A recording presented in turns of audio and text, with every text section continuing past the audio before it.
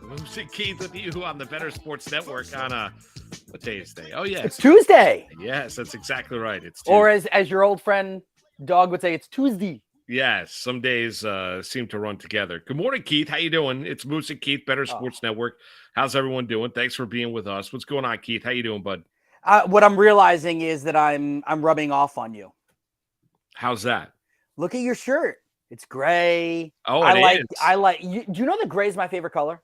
I did not know that. Yeah. I know true? people think that's weird. I just love grays, like shades of gray and stuff like that. Yeah. Yeah, I like gray's great. I love a nice shade of gray. Yeah, you know, Vinny from Jersey Shore. He often talks about like he's got the different styles of gray, the different types of gray. Gray goes with everything. It really does. It's timeless and true. Happy. Well, don't they say in the trade, "Happy Jersey Day"? Happy Jersey Day. Yeah. Yes. Yeah. Sammy Sweetheart's coming back to the show. I don't know if you saw. I did see. Everyone's looking to cash in. That's it. I mean, at some point, like, God bless. Their entire career made like 12 years out of this. I know, and they've probably made themselves generational wealth because of it. Yeah. There's no question about it. So where did we go wrong? I don't know. In a lot of ways, there's no question about it. Really? No. What do you mean? No. Really quickly, and we're gonna get into sports, and I promise everybody. So I don't think I ever told you this story. My buddy, when we were in college, was trying out to be on The Real World. Did I tell you about this? No. So he sent in the tape and he did everything. And actually he got through, like they do a couple of readings or whatever it is. Like they do your video and then they'll like introduce. I think he got to like the second round of something, right?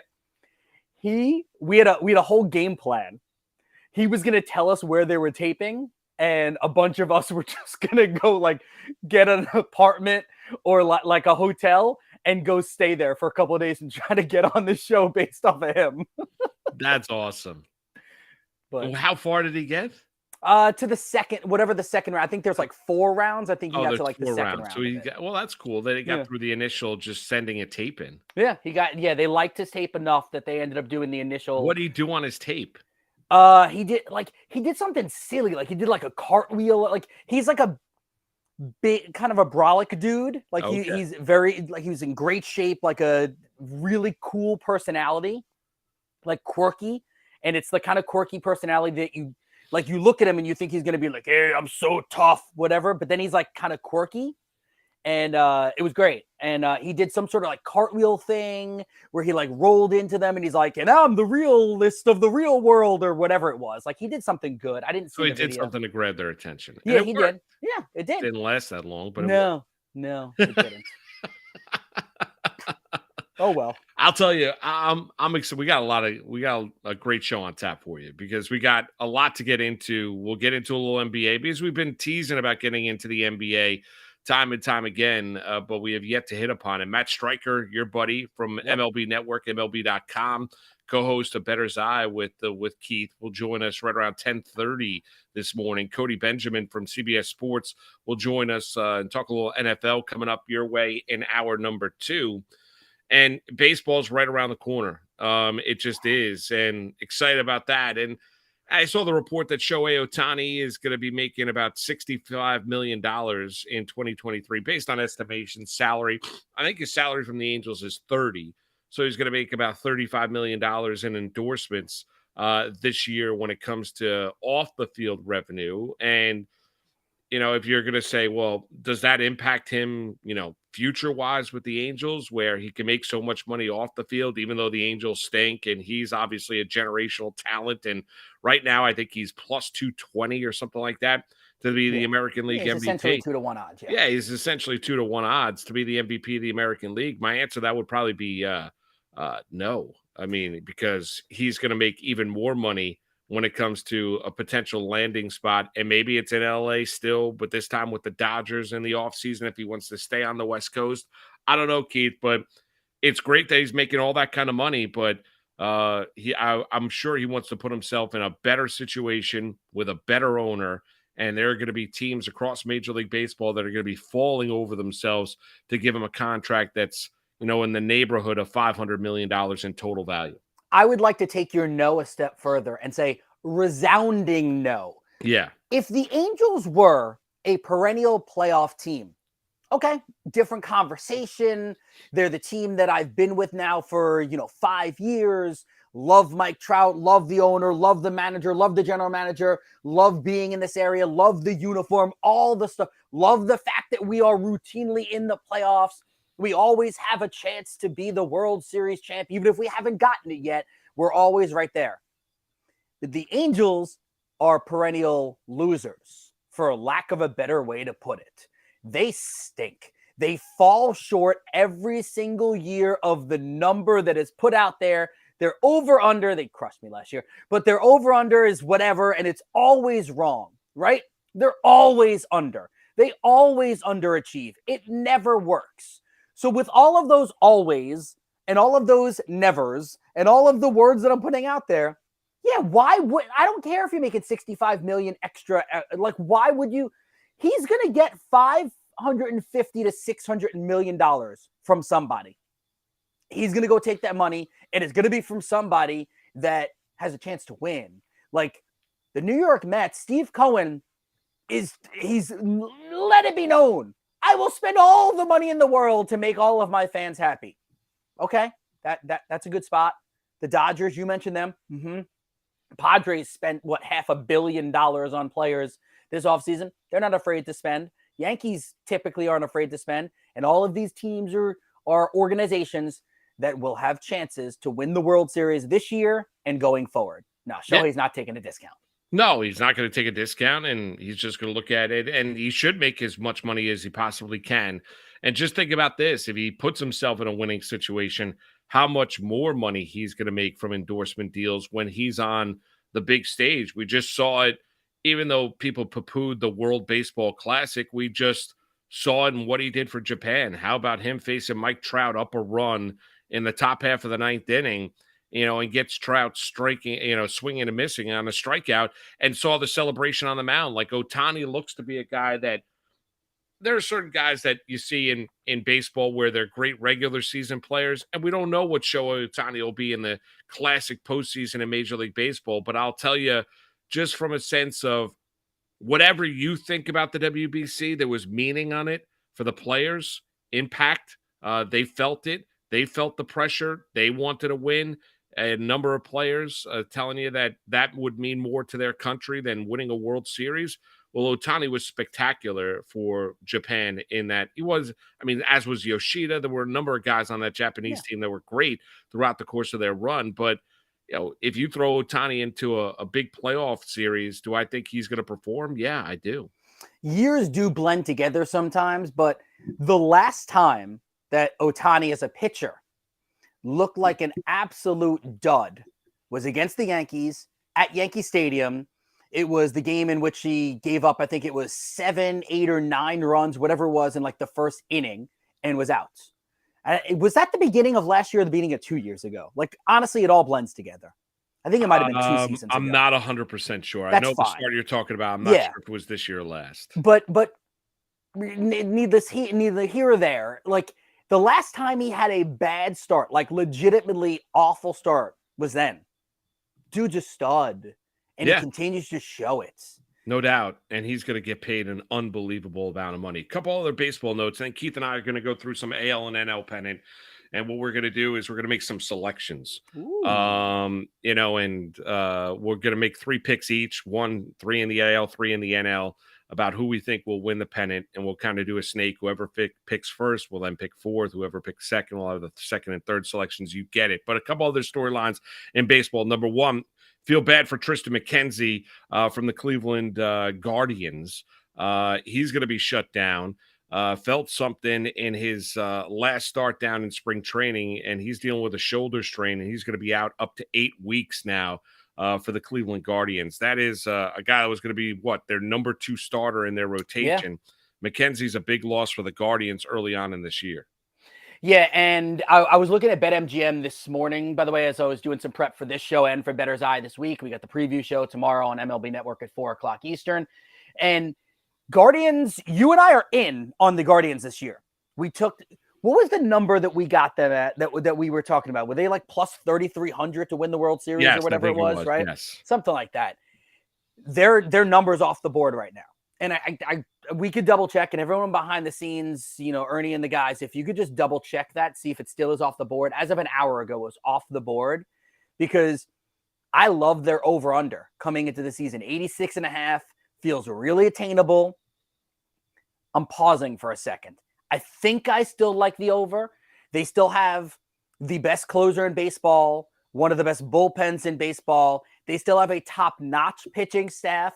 They still have Jose Ramirez and the rest of that lineup that doesn't strike out. Their walk-to-strikeout ratio is astronomically good in comparison to other teams.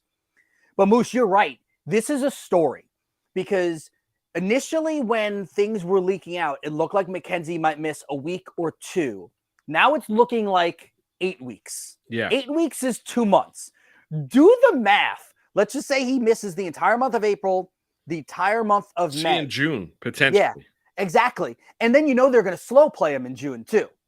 No doubt. So we're getting 3, 4, 5 innings each time he gets out on the mound. Is that enough for this Guardians team to make sure that the rest of the AL Central doesn't catch them? Now, maybe they're lucky. I think the Central is going to be pretty bad this year. I'm not that high in the Rangers. I'm not that high in the White Sox. I mean, maybe the White Sox bounce back. A lot of people think they have a chance. I'm not that I think the Guardians could probably win 86 or 87 games and win that division. Not the Rangers. The Twins. I'm sorry. Yeah. Thank you. Twins. Yeah. That's what I meant. I was like, wait a second.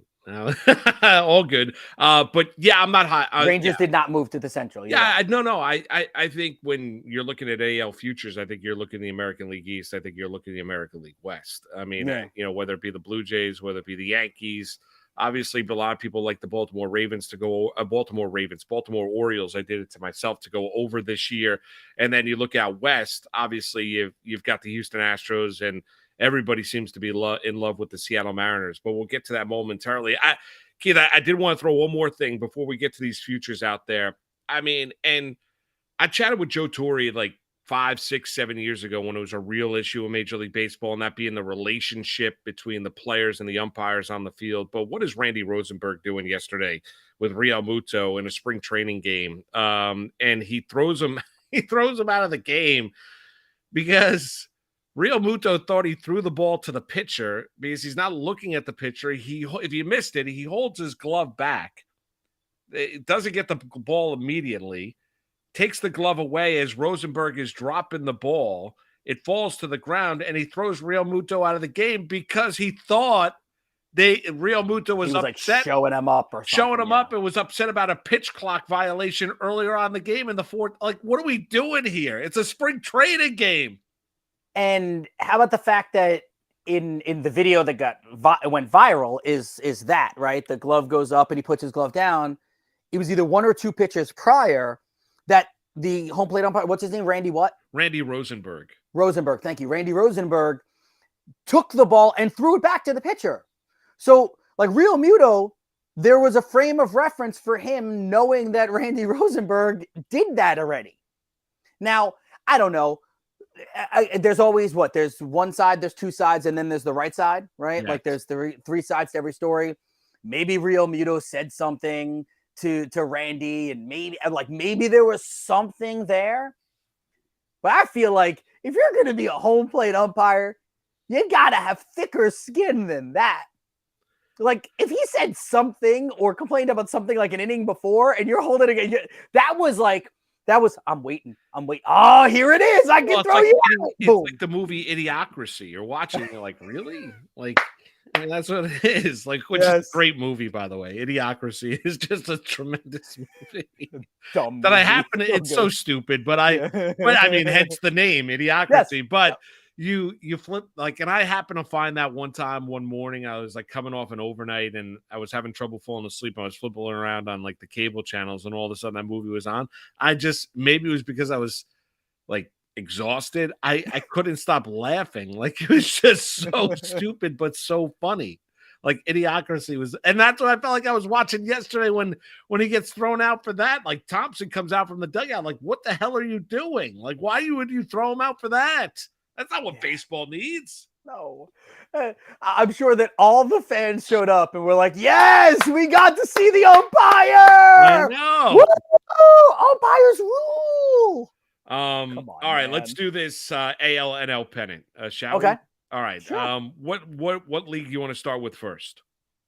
Go alphabetical. AL. All right, Sure. let's start with the American League. I'll give you the first pick in the AL. I'll take the first pick in the NL. All right. AL pennant. So let's just discuss. Are we picking so that we really truthfully think that's the one that's going to win? Or are we going value?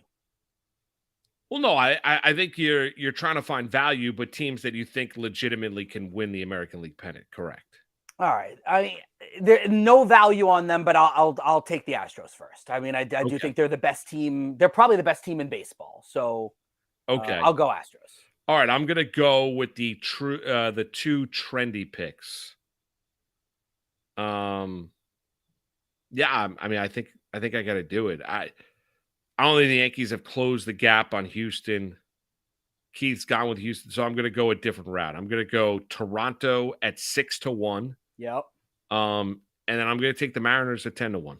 I love that pick. Seattle is one of my favorite picks. I was hoping that you were not going to pick them. Yeah, I'm going to take Toronto and Seattle at 10-1. At 10-1 Seattle, Toronto sitting at 6-1. Keith took the Astros first overall. All right, I will take the Guardians at 12-1. And then I'll grab the Yankees. I'll go with the hope that they are healthy when the playoffs start. And if they're healthy as pitchers, as a pitching staff when the playoffs start, you could argue they'll have the best pitching staff in baseball. You also feel like the Yankees are a team that wouldn't be afraid to make a move at the trade deadline. So yeah, so I'll take Guardians at 12-1 as my longer shot, and then I got two favorites: the Yankees and the Astros. Now I don't think the Rays can win the AL pennant, and they're 9-1. I mean, you listen. I could make a case for the Rays for you. Can you make a case? I could. Randy Can you make a case Arozarena, better for the Rays than the Twins? Yeah, pitching staff. Okay, and the Rays have a real bullpen. That's true. And the Rays have Wander Franco and Randy Arozarena and Yandy Diaz. I could make a better case for the Rays, I think, than the Twins. Buxton, I don't believe, is going to stay healthy for a season. He's supremely talented, but are we really sure? This whole Correa thing in the offseason was very odd. And do we really believe in their pitching staff? All right. I'll take the Rays 9-1. I don't love them. I don't love the Twins either, but I mean, I think the better pick is the Rays at 9-1. Yeah, I would agree. So you've got the Astros, the Yankees, and the Guardians. Yes. And I've got the Blue Jays, the Mariners, and the Rays. I think you have the best. All right. So if I was going to break it down, I would say that I think I have the two most likely to win the pennant in the Astros and the Yankees. Obviously, the book believes that too. But I think you have the best long shot in the Mariners. I think when I look at the Mariners with Castillo, who could win the Cy Young, I'm not picking him to win the Cy Young, but at 16-1, excellent value there. You got the youngsters in Kirby and Gilbert. You've got a former Cy Young in Robbie Ray. You have a potential AL MVP in your boy Julio Rodriguez. A deep lineup of people that fill all the roles. I think you have the best value play. Yeah, I would agree. I do. I mean, the one thing, just like we were talking about in the NCAA tournament, it feels like everybody, and they happen to be right, was picking UConn to come out of their region. Like everybody in that Kansas region. And UConn's been a tour de force so far in the NCAA tournament. I feel like every preview I watch, Keith, everyone seems to be all over Seattle. They love Seattle. They love Seattle. Right? They love Seattle and they love Bo Bichette this year. Yeah. Two things, like everyone loves Bo Bichette. Yes. And think he's going to have this unbelievable offensive year. And you dig down into the stats, and what you do on the MLB network on a day in, day out basis. I'm not necessarily doing all the same amount of work that you are on the baseball season, but that's what I seem to see all the time. It's either Seattle as a team and it's Bo Bichette in the American League. So I think, but for Seattle, it's all the reasons that I said. It's, four legit starting pitchers, a real bullpen, and a very solid batting order. They play good defense. Like, all of those things lead you to believe that Seattle could be the team. Now, the issue is they're not even the best team in their own division. Right, that's the issue. They're not better than Houston. They're not. So it's going to take injuries probably for the Astros. And I mean, listen, you already have one in Altuve, but Oh, they added Jose Abreu in the offseason. Like, the Astros were the rich that got richer. Oh, they lost Verlander. They still, if you look at their pitching staff, have, maybe the best foursome out there of starting pitchers. Now, what was the other one? The Bo Bichette thing? Yes. I keep looking at the hard hit rate and like the numbers that I saw of plays, like of balls that he got robbed on, that maybe he doesn't get robbed on this year. The fact that he's willing to run, the fact that this is a season in which we might see running happening a little bit more, I think you're looking at Bichette very well could be 30-30. And if he's 30-30, he is in the conversation of MVP in the American League. But again, it all goes back to Ohtani.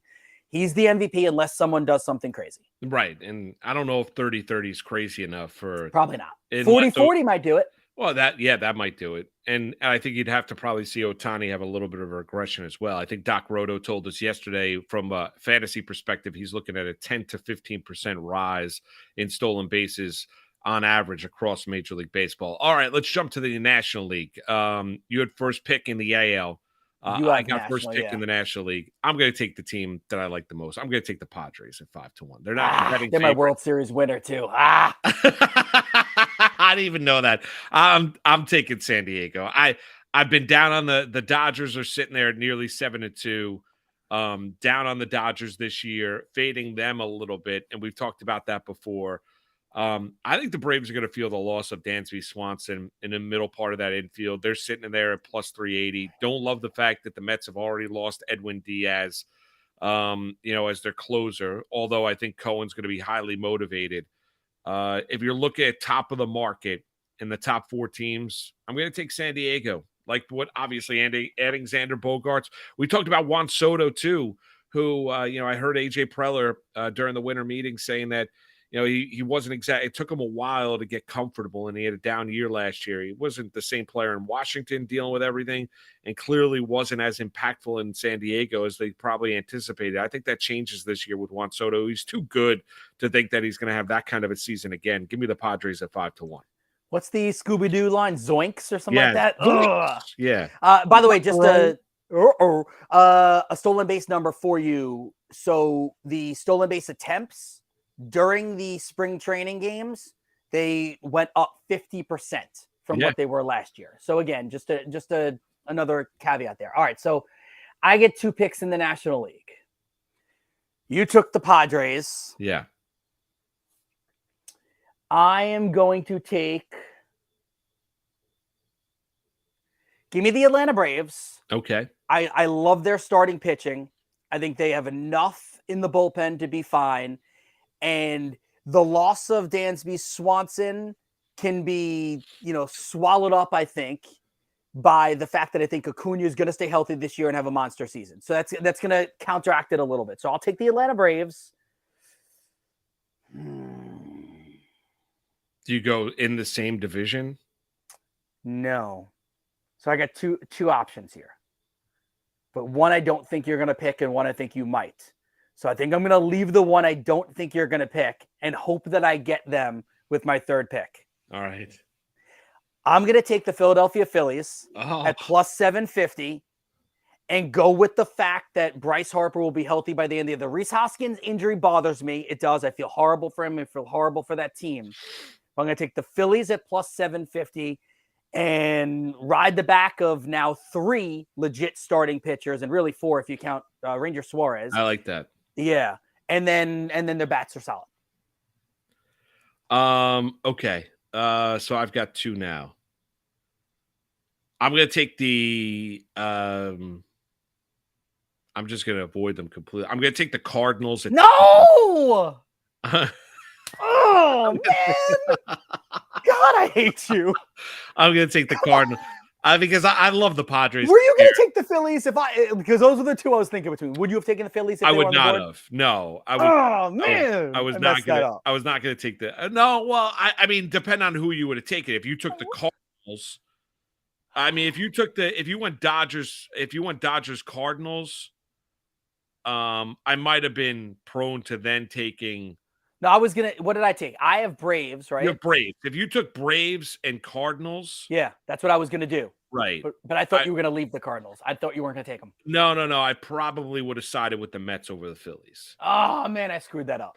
No, it's all good. It's all good. I'm going to take the Cardinals at 10-1. Number one is, Yeah. every time you downplay St. Louis, they seem to win. I love the fact that, they're going to have the youngest rookie in Major League, or youngest, 20-year-old making the team coming out of it. Arenado, Goldschmidt, Jordan that. Walker's going to be your rookie of the year. Yeah, he's going to be fantastic. Great baseball talent. I'm going to take St. Louis at 10-1. And I'm going to go, even though I'm not going to downplay the loss of Edwin Diaz, I just think the motivation of the owner in Cohen can supersede some injuries with the Mets. Yes, concerns about Verlander and Scherzer staying healthy. More Scherzer than Verlander, because it's now been 2 consecutive years. You go back a couple years ago with Max, was dealing with the dead arm in Los Angeles at the end of the season. Last year had multiple oblique issues and was not completely healthy for the Mets at the end of the season. And I do think they're a bat short. I think Met fans celebrated with the news. I'm not trying to root against anybody. Darren Ruff, that he didn't make the team because people were like, why is Darren Ruff on this team? He's not good. Well, you're not wrong. You're right. Darren Ruff is not good, and he didn't break camp down in Port St. Lucie with the Mets, even though he is a veteran bat. I'm going to take the Mets because I don't think this team breaking camp in Port St. Lucie is going to be the team that we see 90, 100 games in to the MLB regular season, because I think the Cohen and company is going to be really motivated. Give me the Mets at 5-1 as my third pick. The Cardinals at 10-1, my second pick. So you have Padres, Mets, Cardinals. I have Braves, Phillies, and I'll take the Dodgers. I mean, at that point, can't pass up on the LA Dodgers. Dodgers are always willing to spend money, so you never know what they can do at a trade deadline. Obviously, the Gavin Lux injury is brutal. Losing both Turners is a loss on this team in the just clubhouse wise too. Bellinger was a loss on this team clubhouse wise too. You have no idea what Kershaw is going to be, and a couple of the starting pitchers are either coming back from injuries or starting off a little bit injured. I think the Dodgers might struggle early. Doesn't mean they struggle at the end of the season. So yeah, I can rock with Braves, Dodgers, and Phillies. I feel pretty confident about that trio right there. Yeah, I'm good with it. Okay, let me ask you this. Of your AL and NL 3-team, which one do you like more? Braves, Dodgers, Phillies, and AL I had Astros, Yankees, and Guardians. I'll take the Astros, Yankees, and Guardians. I love that one. I mean, because you have the Padres, and I think the Padres are going to win the World Series. So I already feel like I'm at a little bit of a disadvantage in the National League, but I do feel like the Astros are the best team in the American League. I feel like the Yankees, if healthy, could be the best team in the American League. And we both just have this love affair for the Guardians. So yeah, I like my NL better. I'm with you. I like your NL a lot. I like San Diego a lot. I think San Diego at 5-1. San Diego, the Mets, and the Cardinals, I can rock with that in the National League. And your Mets, by the way, and I don't mean your Mets as your team. Your Mets is this pick. Again, and I know I said this when the Diaz injury went down. I know Kenley Jansen's dealing with some things right now.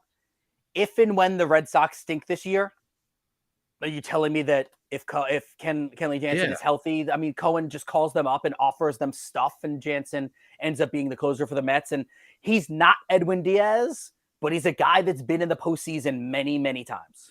Right. And I mean, the Diaz, there's no way to it's a huge loss. You were talking about Class A with the Cleveland Guardians. Like, you take him out of that bullpen, all of a sudden the complexion of everything changes for the Guardians, and everything has now changed for the Mets. It's easy to say, well, David, that is, has got the experience of doing it. Yeah, he's also in his late 30s, and he's not the same player or same pitcher that he was 6-7 years ago. Let's also not forget about that. At this time last year, David Robertson wasn't on a major league team. He was throwing on the side and basically inviting teams to watch him throw before he hooked on with the Chicago Cubs, and we know he had a really good season. I'm not rooting against what Yankee fans used to call Houdini, because he'd work himself into trouble and then get himself out of trouble when he was on the mound. You take Edwin Diaz, who arguably was the best closer in Major League Baseball, out of the realm. That's a huge hit and a huge loss to the Mets, but I do think they can withstand it. And I agree with Keith wholeheartedly that they're going to add somebody over the course of the year. We're going to talk to the co-host of Better's Eye. Matt Stryker is going to join us. the season's almost there. He's the only guy that I work with that can battle in the who's got best hair conversation with you. No, he's got amazing hair, but his hair is glorious. Like the free time, can you feel the walls closing in on the free time? A little bit. Yeah. Can you feel it? Do you get the sense where the free time, you had all this time, you're at Islander games, you're at Hofstra games, you're doing all these different things, and now it closes. And it's not a short season, it's 162 games. What are you doing? Why are you doing this? It is a long year. Like, it begins on Thursday, it doesn't end till October. And it actually starts tomorrow because we have a special 1 hour preview show tomorrow. I'm just joking around. That's the way I feel at the end of summer when football's rolling around. I'm like, oh my God, here we go. It doesn't end. We'll come back. Matt Stryker will join us. It's Moose and Keith with you on the Better Sports Network. Lunch Money with Kyle and Ray. Weekdays at noon Eastern, presented by FantasyGuru.com. We're talking catchers. And Ray, as we jump into this position, traditionally, this has been a position that you kind of say, well, there's like 2-3 guys and the rest is just junk. And gosh, I'm in a 2-catcher league. How in the hell am I going to fill 2 spots, in this 12-man league? And it's such a struggle after the 8th catcher. Like, fair to say it's different now? I mean, I know it's not great, but it feels like the best catcher pool I've seen in a while, like at least a half decade, in terms of, wow, we've got some hitters, we've got guys, and I know they're not exclusively catchers, and the DH is helping, certainly, but it looks like we're going, 10, 12 deep at least of feeling good about catchers, I think. I tier the players at positions because I think that's a really good way to look at them. And when you tier players, you're basically putting guys that are likely to produce similar levels of production in the same tier. One guy might be batting average, one guy might be home runs, that kind of a thing, but basically the same end result value-wise. I have 2 guys on the elite tier. I then have 9 guys or 8 guys on the next tier. And then I go all the way to 22 on the 3rd tier, which basically almost gets us to that, 2 catchers in the 24, 12-team league kind of thing. So I agree with you. And I think that even if you look beyond that, there's some names that are outside my top 20 that I could easily see being top 15 catchers this year. So yeah, it's not wow, but it's good overall. We got some young guys coming in that are dynamic players to help out some of the older guys that are still hanging on.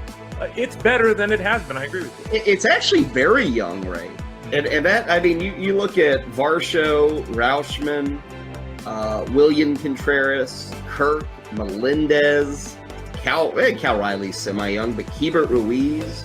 And there's still other guys coming up that are in the minors right now. That's, we used to always say all these young catchers, just catch, don't worry about hitting.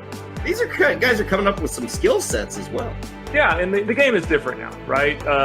Back in the day, you were an old dude that had no athleticism. You were good at blocking balls, and we hoped you'd pop 15 home runs, right? That was kind of the MO. Now it's different. Now we get more athletic guys. It's not that, you have to be some dumpy, slow guy catching. You can be an athletic player that can play other positions, as you noted. So I think the youngsters are bringing more athleticism, kind of like the tight end position in football, right? It's like there is more athleticism at the tight end spot than there was 25 years ago. I think it's the same way at the catcher spot. Make bets and follow your fantasy team while you buy, sell, and trade collectibles in real time. Only on Better Sports Network. M-E-T-H-O-D, man. M-E-T-H-O-D, man. Moose and Keith on Better Sports Network. Matt Stryker, baseball bat in hands for Keith Arizari, but Matt, his co-host on MLB Network, joins us now. Good morning, Matt. How are you? I'm well, thank you, and I appreciate you bringing me in with a little Method Man. I haven't heard that in a while. Keith, I know you appreciate that as well. You're holding your bat upside down, Keith. Keith, we can't hear you. Can't hear Keith, which is actually great. Welcome to Stryker and Moose. Oh. Look, I had it like this, and I was putting it over here because I put it back down over in the rack, okay? Leave me alone. Okay. I'll leave you alone until tomorrow. Hi, guys. Thanks for having me. I heard your previous discussion. You're on point with a lot of stuff you're talking about. Yeah. Thanks. We're really smart. Well, I was talking about and humble. Yeah, let's start. When you look, how wide open, Matt, just kind of a general look at the baseball landscape here. How many teams do you put on at the start of the year on that potential World Series champion line? We do this every April, and the wagering lines show it. But at the end of the day, the cream will always rise to the top. You and Keith were talking about it. What do you need to succeed come August, September, and October? You joked around how the season is ongoing forever, and it is. But what do you need in those months? You need 3 top line starters. You need a solid bullpen. And now you need guys that can get on base. With all these rules changes now, I heard you guys talking about the increase in stolen bases, things like that. You're going to have more runners in scoring position. You're going to have seemingly more runs scored. You're going to need pitching to be able to quell that, my opinion. All right. So with that being said, then who are your top 3 teams in the American League that you believe have a legit chance to win the World Series? Usual suspects in the American League. You have to start at Houston. Now, I understand Verlander, Altuve gone, but they've mitigated a lot of that loss. There's a kid named Hunter Brown who, if healthy, is going to make people forget about Justin Verlander, at least in Houston.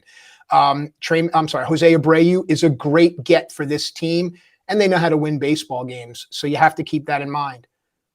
Cleveland, what do they have? Top line starters, bullpen, guys that can hit and get on base. And they have a manager there that, save for Dusty Baker, Buck Showalter, and maybe Kevin Price, no one else can do what Terry Francona can do. Never underestimate that. Moose, I think you, of all people, will understand what a good manager can do versus what a bad manager can do.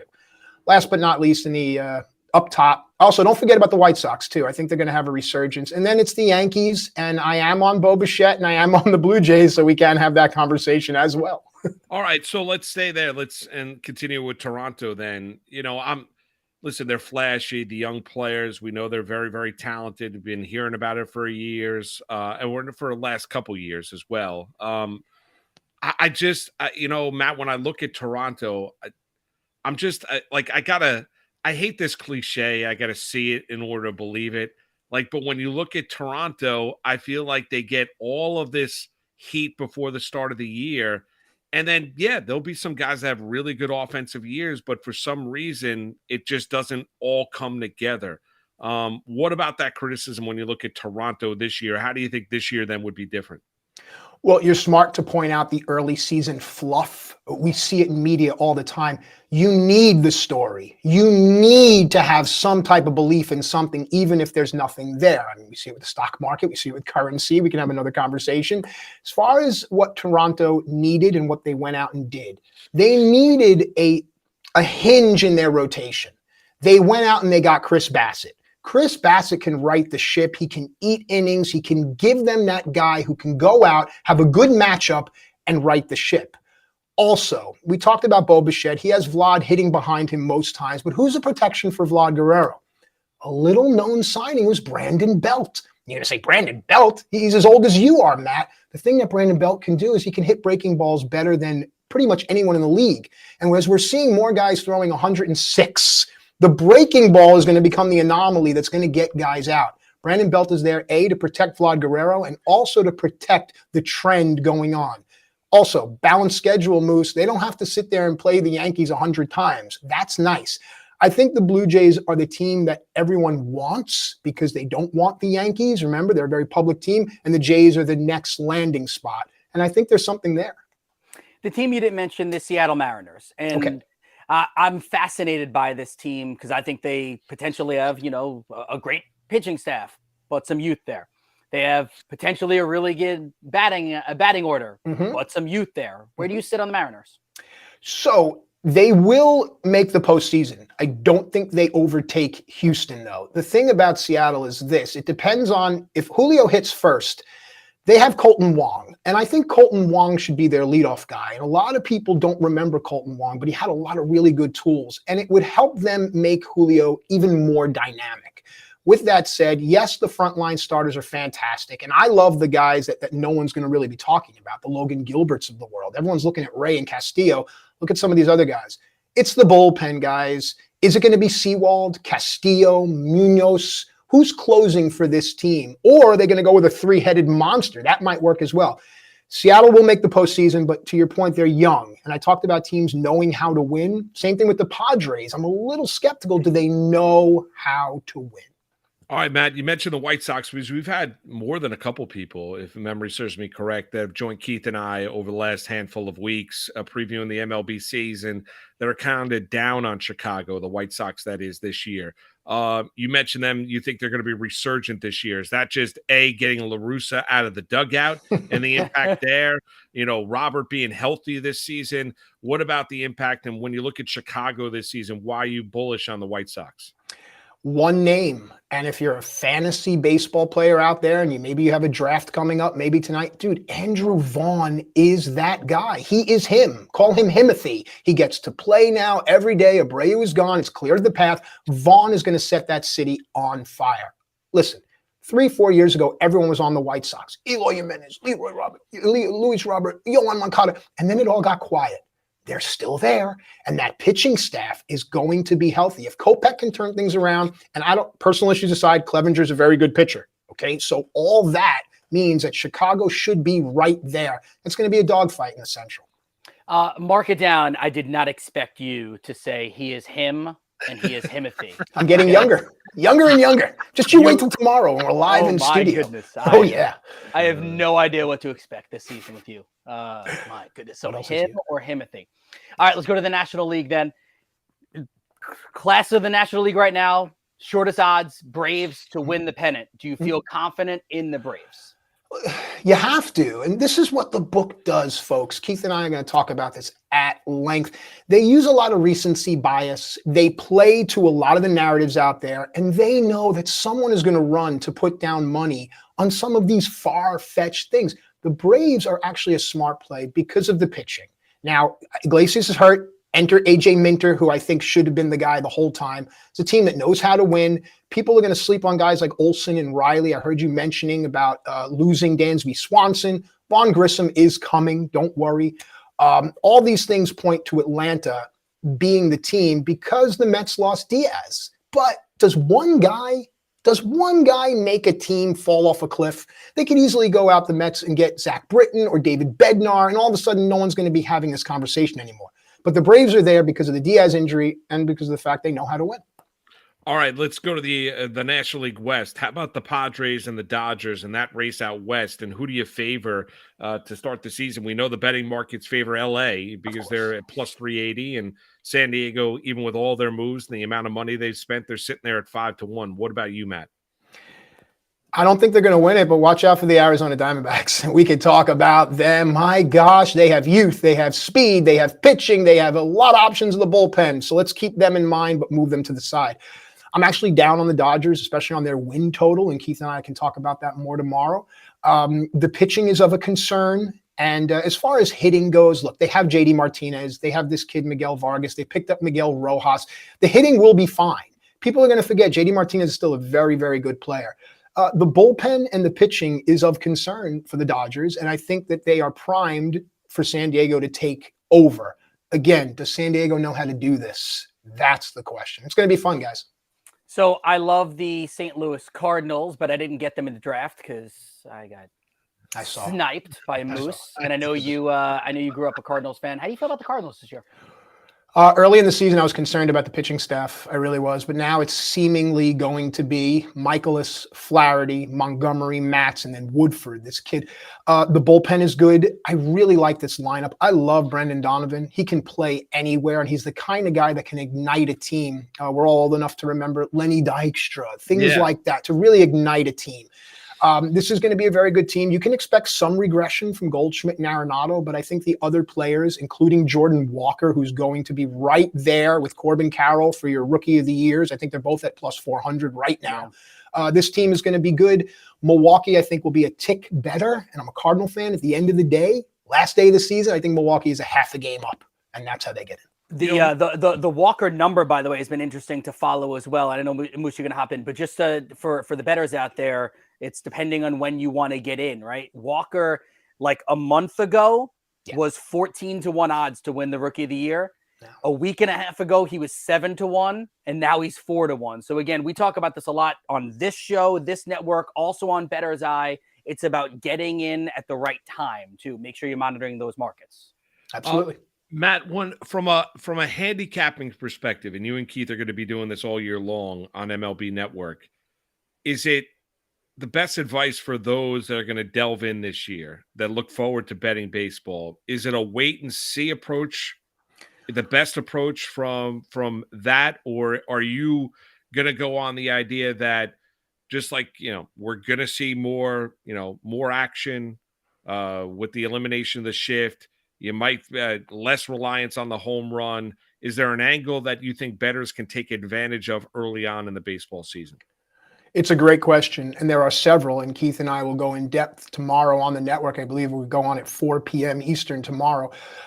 First and foremost, bet what you know, not what other people tell you. If you watch baseball, which I know most people just follow through the box scores and through the highlights and on Twitter, but if you watch baseball, you know what you're looking at here. So bet what you know. Don't be fooled by that 14-1. Oh my God. Bet what you know. If come June, things aren't going the way you want, in some places you can cash your ticket out and reinvest, but bet what you know. Next, once the season gets going, throw out April. It's an anomaly. Anyone that's ever studied math knows we have to have highs and lows. Throw out April. It's always going to be wacky. Start to pay attention right around Mother's Day, and then ask yourself a wagering question around the 1st of July, maybe July 4th. Who do you think is going to be this? Who do you think is going to do that? Who's on pace to do this? Which pitcher has been showing you that? So for me, in the beginning of the season, you bet what you know, and then come right around the first third of the season, you bet what you see. So actually, let's go further with that, because so the month of April, and I hear this different take from a lot of different people, and yours, I thought yours was pretty clever there. So a lot of people talk about the month of April being the month to, learn the data, build, like figure things out. You made it sound more like you're not necessarily learning the data there because it's an anomaly, or, yes. Or am I wrong with that? No, you're 100% right. Think about what April is across most of the country. It's cold. That's the first thing you have to keep in mind about this game is it's cold. Also, guys are spring training is wonderful, but guys really don't get ramped up. And you've seen it until about the last week in April. Also in April, Keith Moose, we saw this last season, underdogs all the time coming out on top. Unders coming out all the time on top. It's upside down. So if you want an approach for April, based off last season, and I would temper this a little bit though, play the underdog and try to look at some of the totals, because if the totals stay at 7.5, you can take those overs. But if the book is smart, they should be setting totals at 8.5 already. But that's another conversation. You're going to have guys in scoring position more times than we've seen in the last decade or so, guys. All right, when I look at the individual markets and say the American League MVP, if it's not Shohei Ohtani, then whom?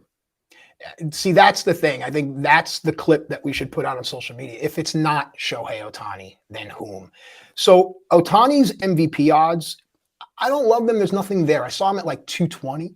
Take the Cy Young odd if you're really into Shohei Ohtani, but this one caveat. This guy could be in the National League come July and you throw your tickets up in the air. So keep that in mind. So if you throw Ohtani out, I'm looking for a similar dynamic player. I'm looking at Julio Rodriguez. How can I not? This guy's face is everywhere. He is going to be the future of the game. Julio Rodriguez is a fantastic pivot away from Shohei Ohtani for AL MVP at this point. Fastest player ever to reach 25 home runs and 25 stolen bases, Julio Rodriguez. I know you and I are lockstep also. We both like Jose Ramirez at 16-1. He's fantastic. All right, if we flip it over the National League, I think it's wide open in the National League. Obviously, odds-on favorite Soto, but we've seen this before, and he's not won it. So if there's a pivot, where are we going? I want to go to someone that no one's thinking of, and this is the case where I want to see nice odds. Why don't we look at Atlanta and look at a guy like Matt Olson?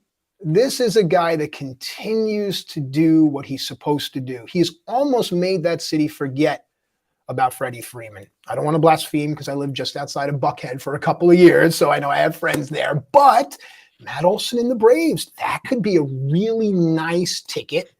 Also, I get the Padres, but I think we're talking about the wrong guy. I think Fernando Tatis comes back and just rakes. And I think people are going to be talking about that. He's back at the end of April. It's not like you're missing. Throw he made yesterday in the spring training game from right field to get the guy at third. It was like an amazing throw. I think he's going to be okay. I think Tatis Jr. is going to be all right. Yeah. I think he's kind of still going to be good at baseball. You think Juan Soto has a huge bounce back year? The thing with Soto is Keith and I have often talked about staying away from Soto on his total base props because of his propensity to walk.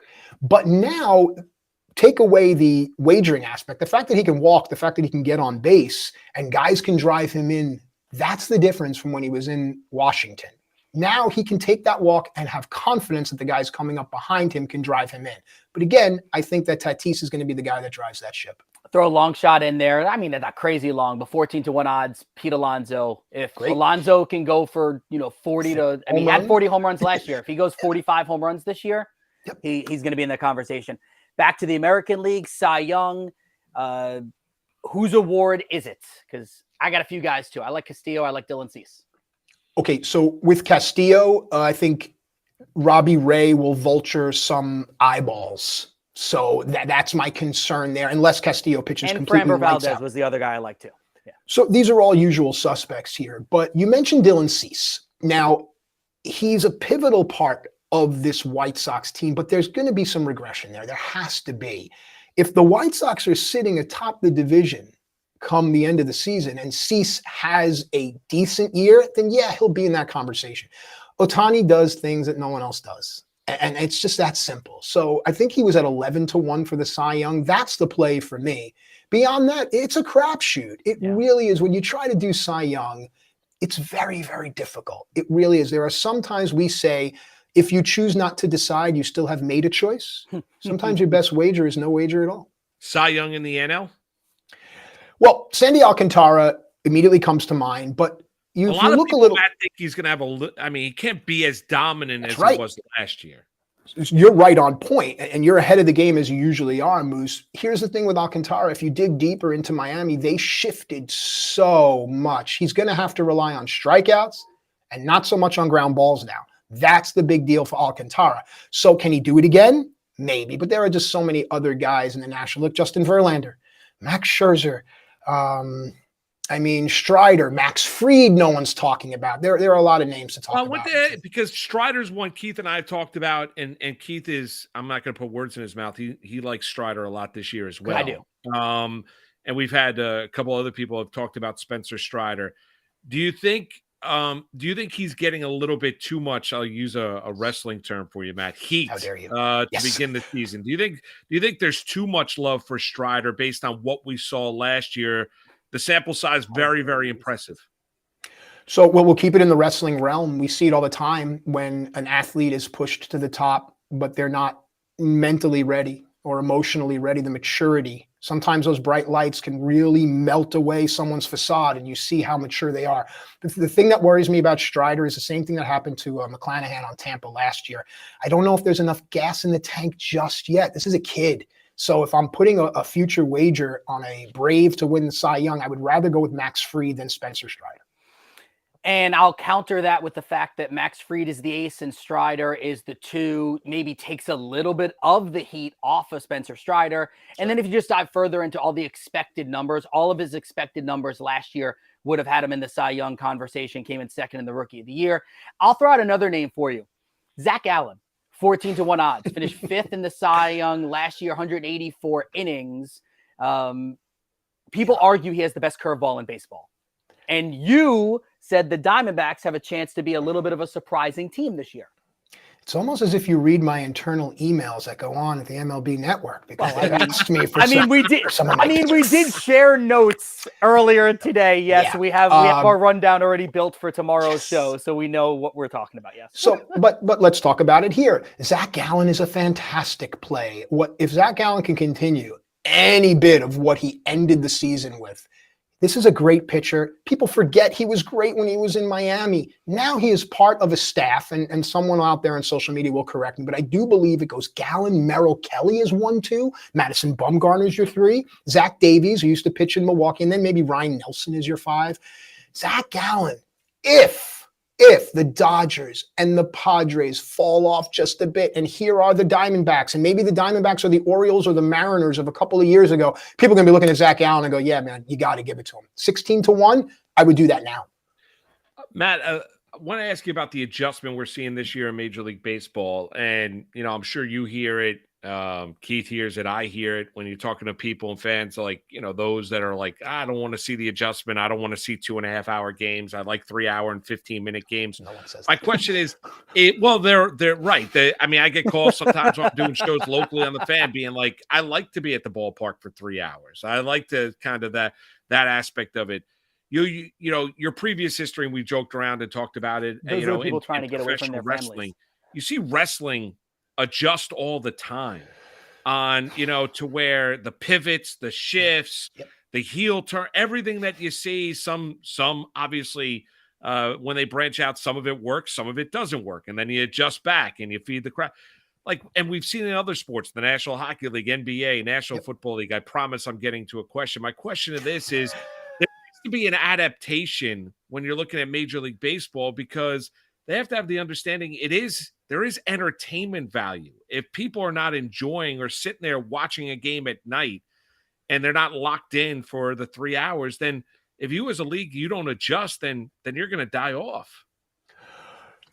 From a business standpoint, let's talk business here. We're all quasi grown-ups. WWE went to a 3-hour format, and a lot of people said, this is just too much. How much can I possibly absorb? Now, that's pro wrestling, okay? It's theater, it's choreography, and I'll have people coming at me in my other life, and that's fine. I'll fight them all.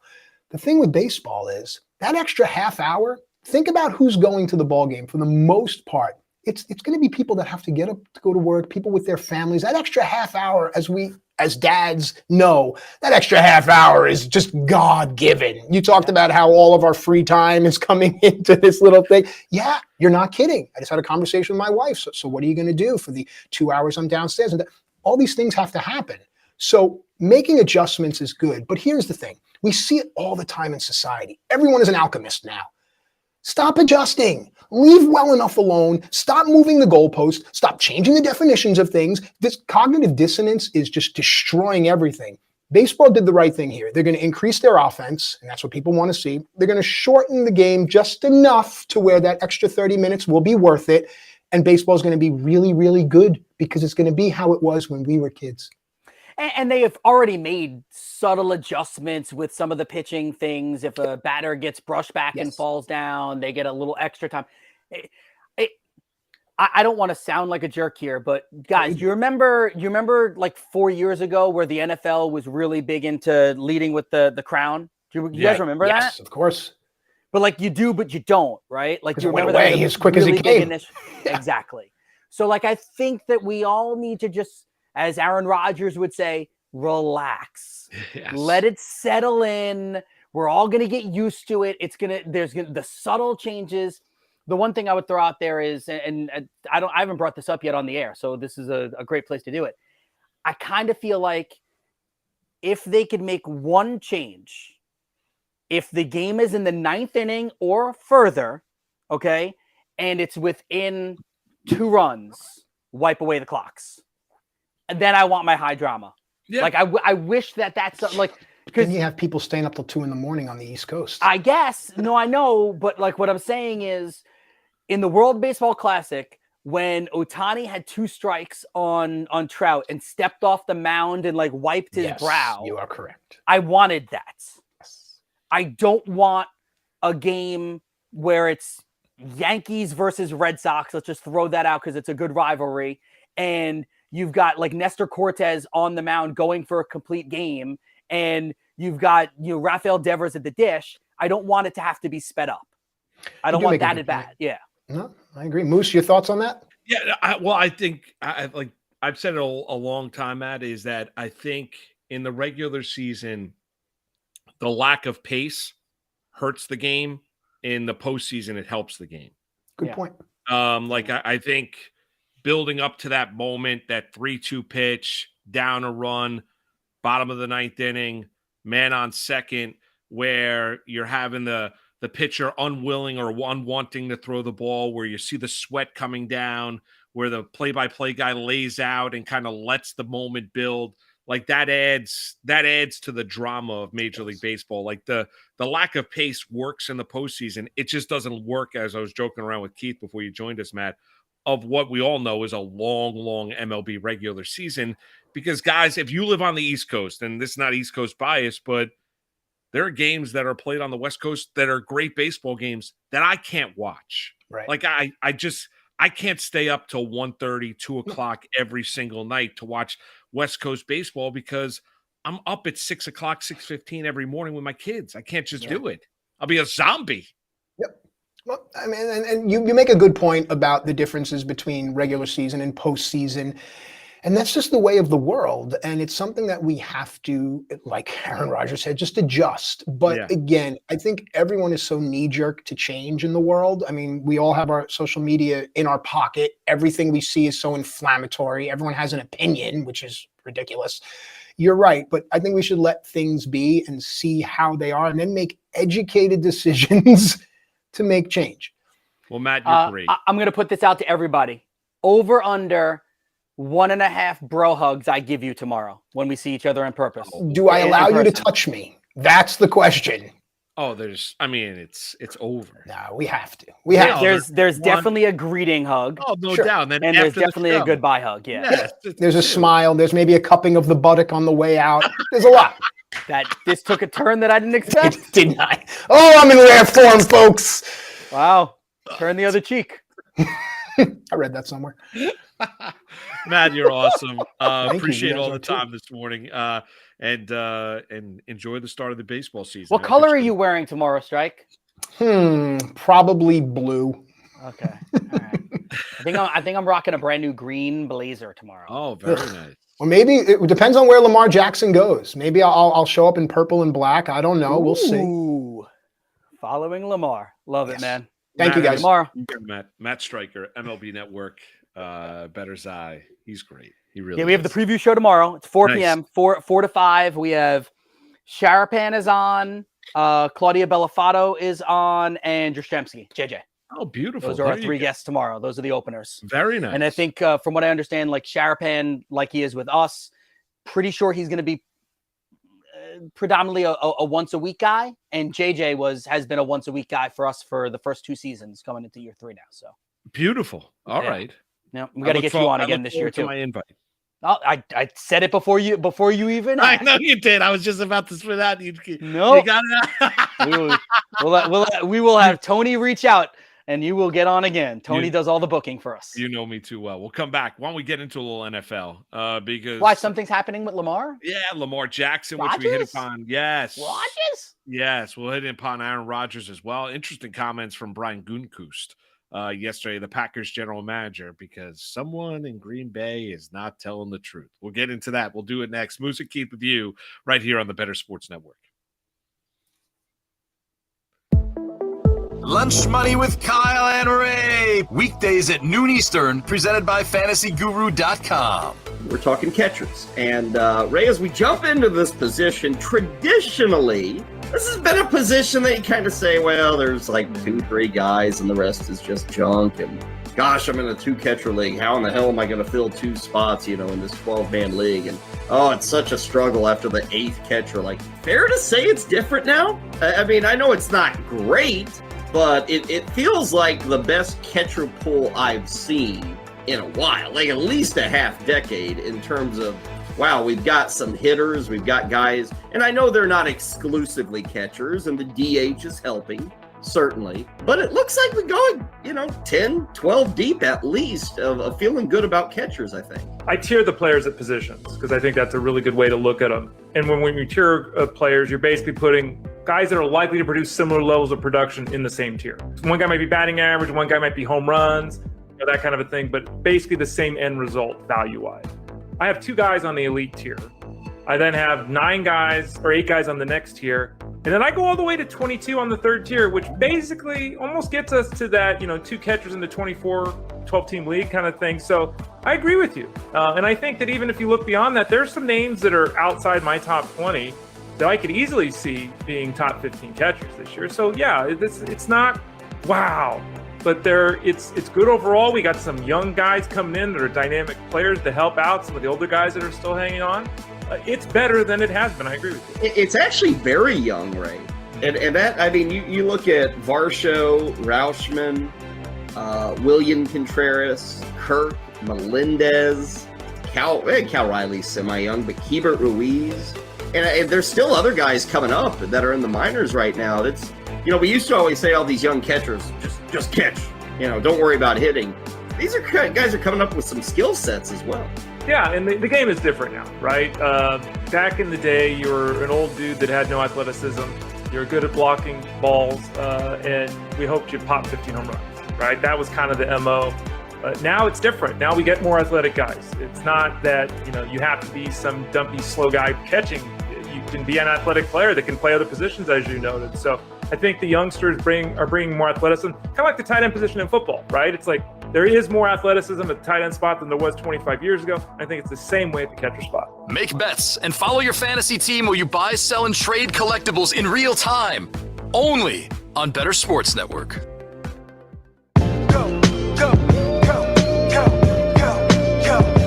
Moose and Keith on Better Sports Network. All right, tonight beginning at 7:30 Eastern Time, it's the NBA on BetterCast. Watch the Miami Heat at the Toronto Raptors and compete in our live Q&A contest on the Better Sports Network app. Watch, play, and win prizes by answering predictive questions about the games while having fun and chatting with our community in real time. Join us for BetterCast on the Better Sports Network app tonight. Starting at 7:30 Eastern, you can win a $100 gift card to the bettersports.com collectibles shop to purchase authentic hand-side items from your favorite athletes. Tour Junkies will air on bettersports.com. David Barnett from Tour Junkies will join the program as he usually does each and every Wednesday tomorrow. A lot of news in the NFL, which we hit upon. Let's start in Green Bay, Keith, because Moose, before we move to the NFL, just really fast, I want to piggyback a little bit of what you're just talking about with the BetterCast, and I think it's going to be a fantastic one tonight. So with Heat and Raptors, you got Raptors trying to get themselves back to 500. They're 37-38 on the season. The Heat are trying to figure out if they're going to be in the play-in round or they're going to be the 5 or the 6 seed, probably more likely the 6 or the 7 seed. As much as we have spoken about the Golden State Warriors and all of their struggles this year on the road, the Miami Heat have been not as bad, but they've been a bad road team this year. And the Raptors are kind of hot against the spread as of late. They are 7-1-1 in their last 9 games against the spread. So as a 2.5-point favorite, if that's what you can get the number at for the Raptors, I would probably take Toronto to win at home and cover the 3 points. Yeah, I could see that. I mean, I could definitely see that when you're looking at Toronto, and you mentioned the Miami Heat. I'm looking at their road record right now. The Heat have been, you look at them on the road this season, 15-21, 25-14 at home. They're 40-35 on the season. Everybody now with, 7 games to go in the NBA regular season in that sprint in both conferences, the Eastern and Western Conference, to try and avoid as best they can that play-in tournament, being seeds 7 through 10.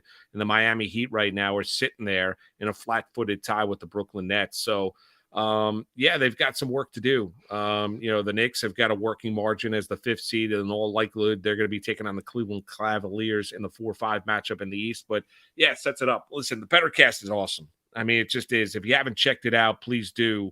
It's a really interactive way to watch a game.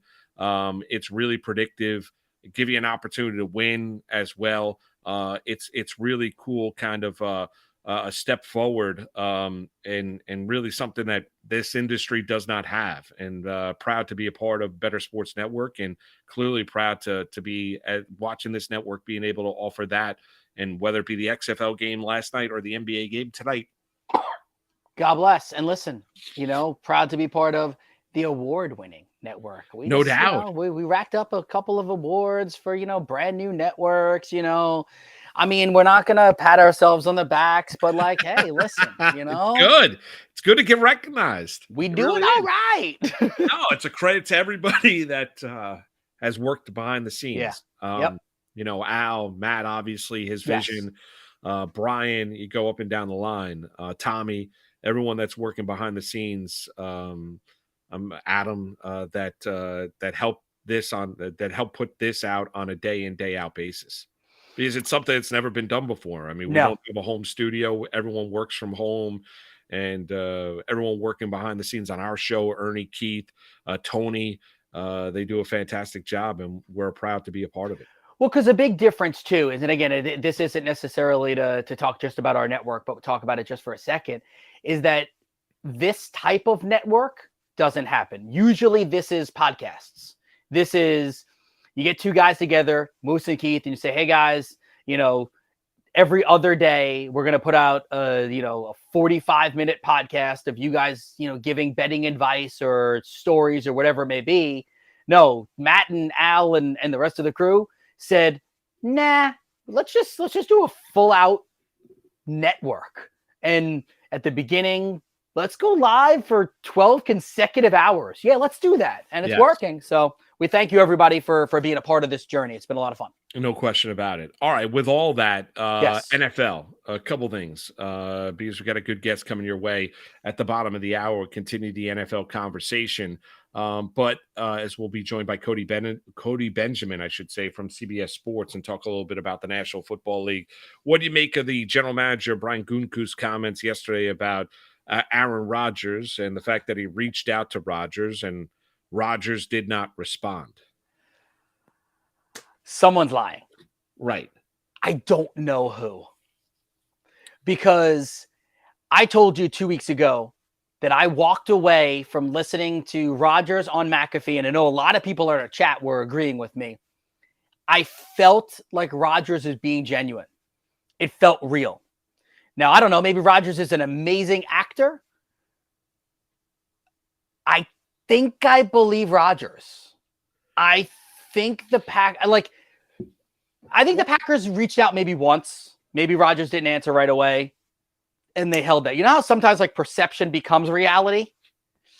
I don't know. I kind of think Rodgers might be telling the truth here. Well, here's where I think, and I don't know, I couldn't tell you who exactly is telling the truth. I'm not 100% sure. I agree with you that I think the sentiment coming out of the interview that he did with Pat McAfee was that Rodgers felt real, genuine. There was a connection there. He was being honest and truthful. It was a better part of an hour that he did with Pat. And, as McAfee was telling everybody, like 750,000 people, or, 700,000, 800,000 people were watching that hour-long interview at any given point. With that, now you know why the Packers are ticked off.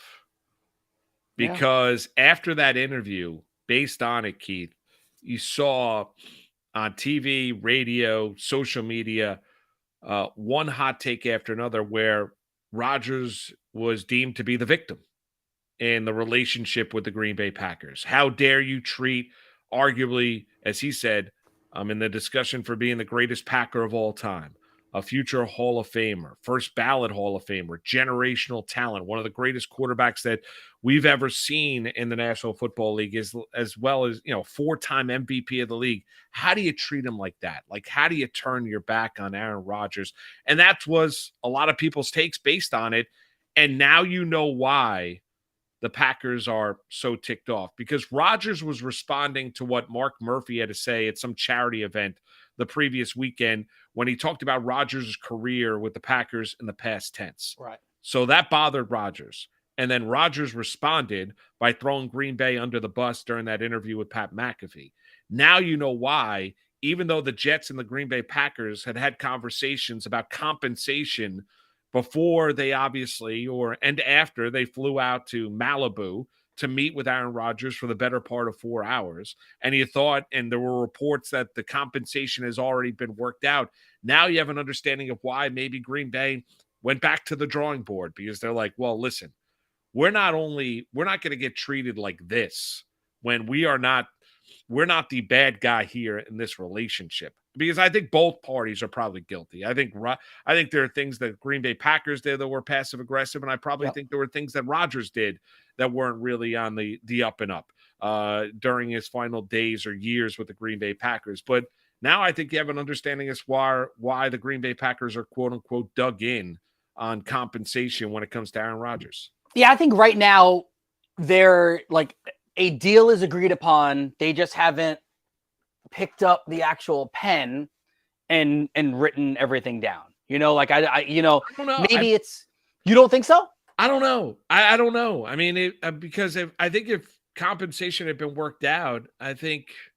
Well, I think it's loosely agreed upon. Do you know what I mean? Yeah, I think they would have had the deal already. I mean, I don't think the Jets want to wait till June 1st to help out the salary cap of the Green Bay Packers. I really don't. I'm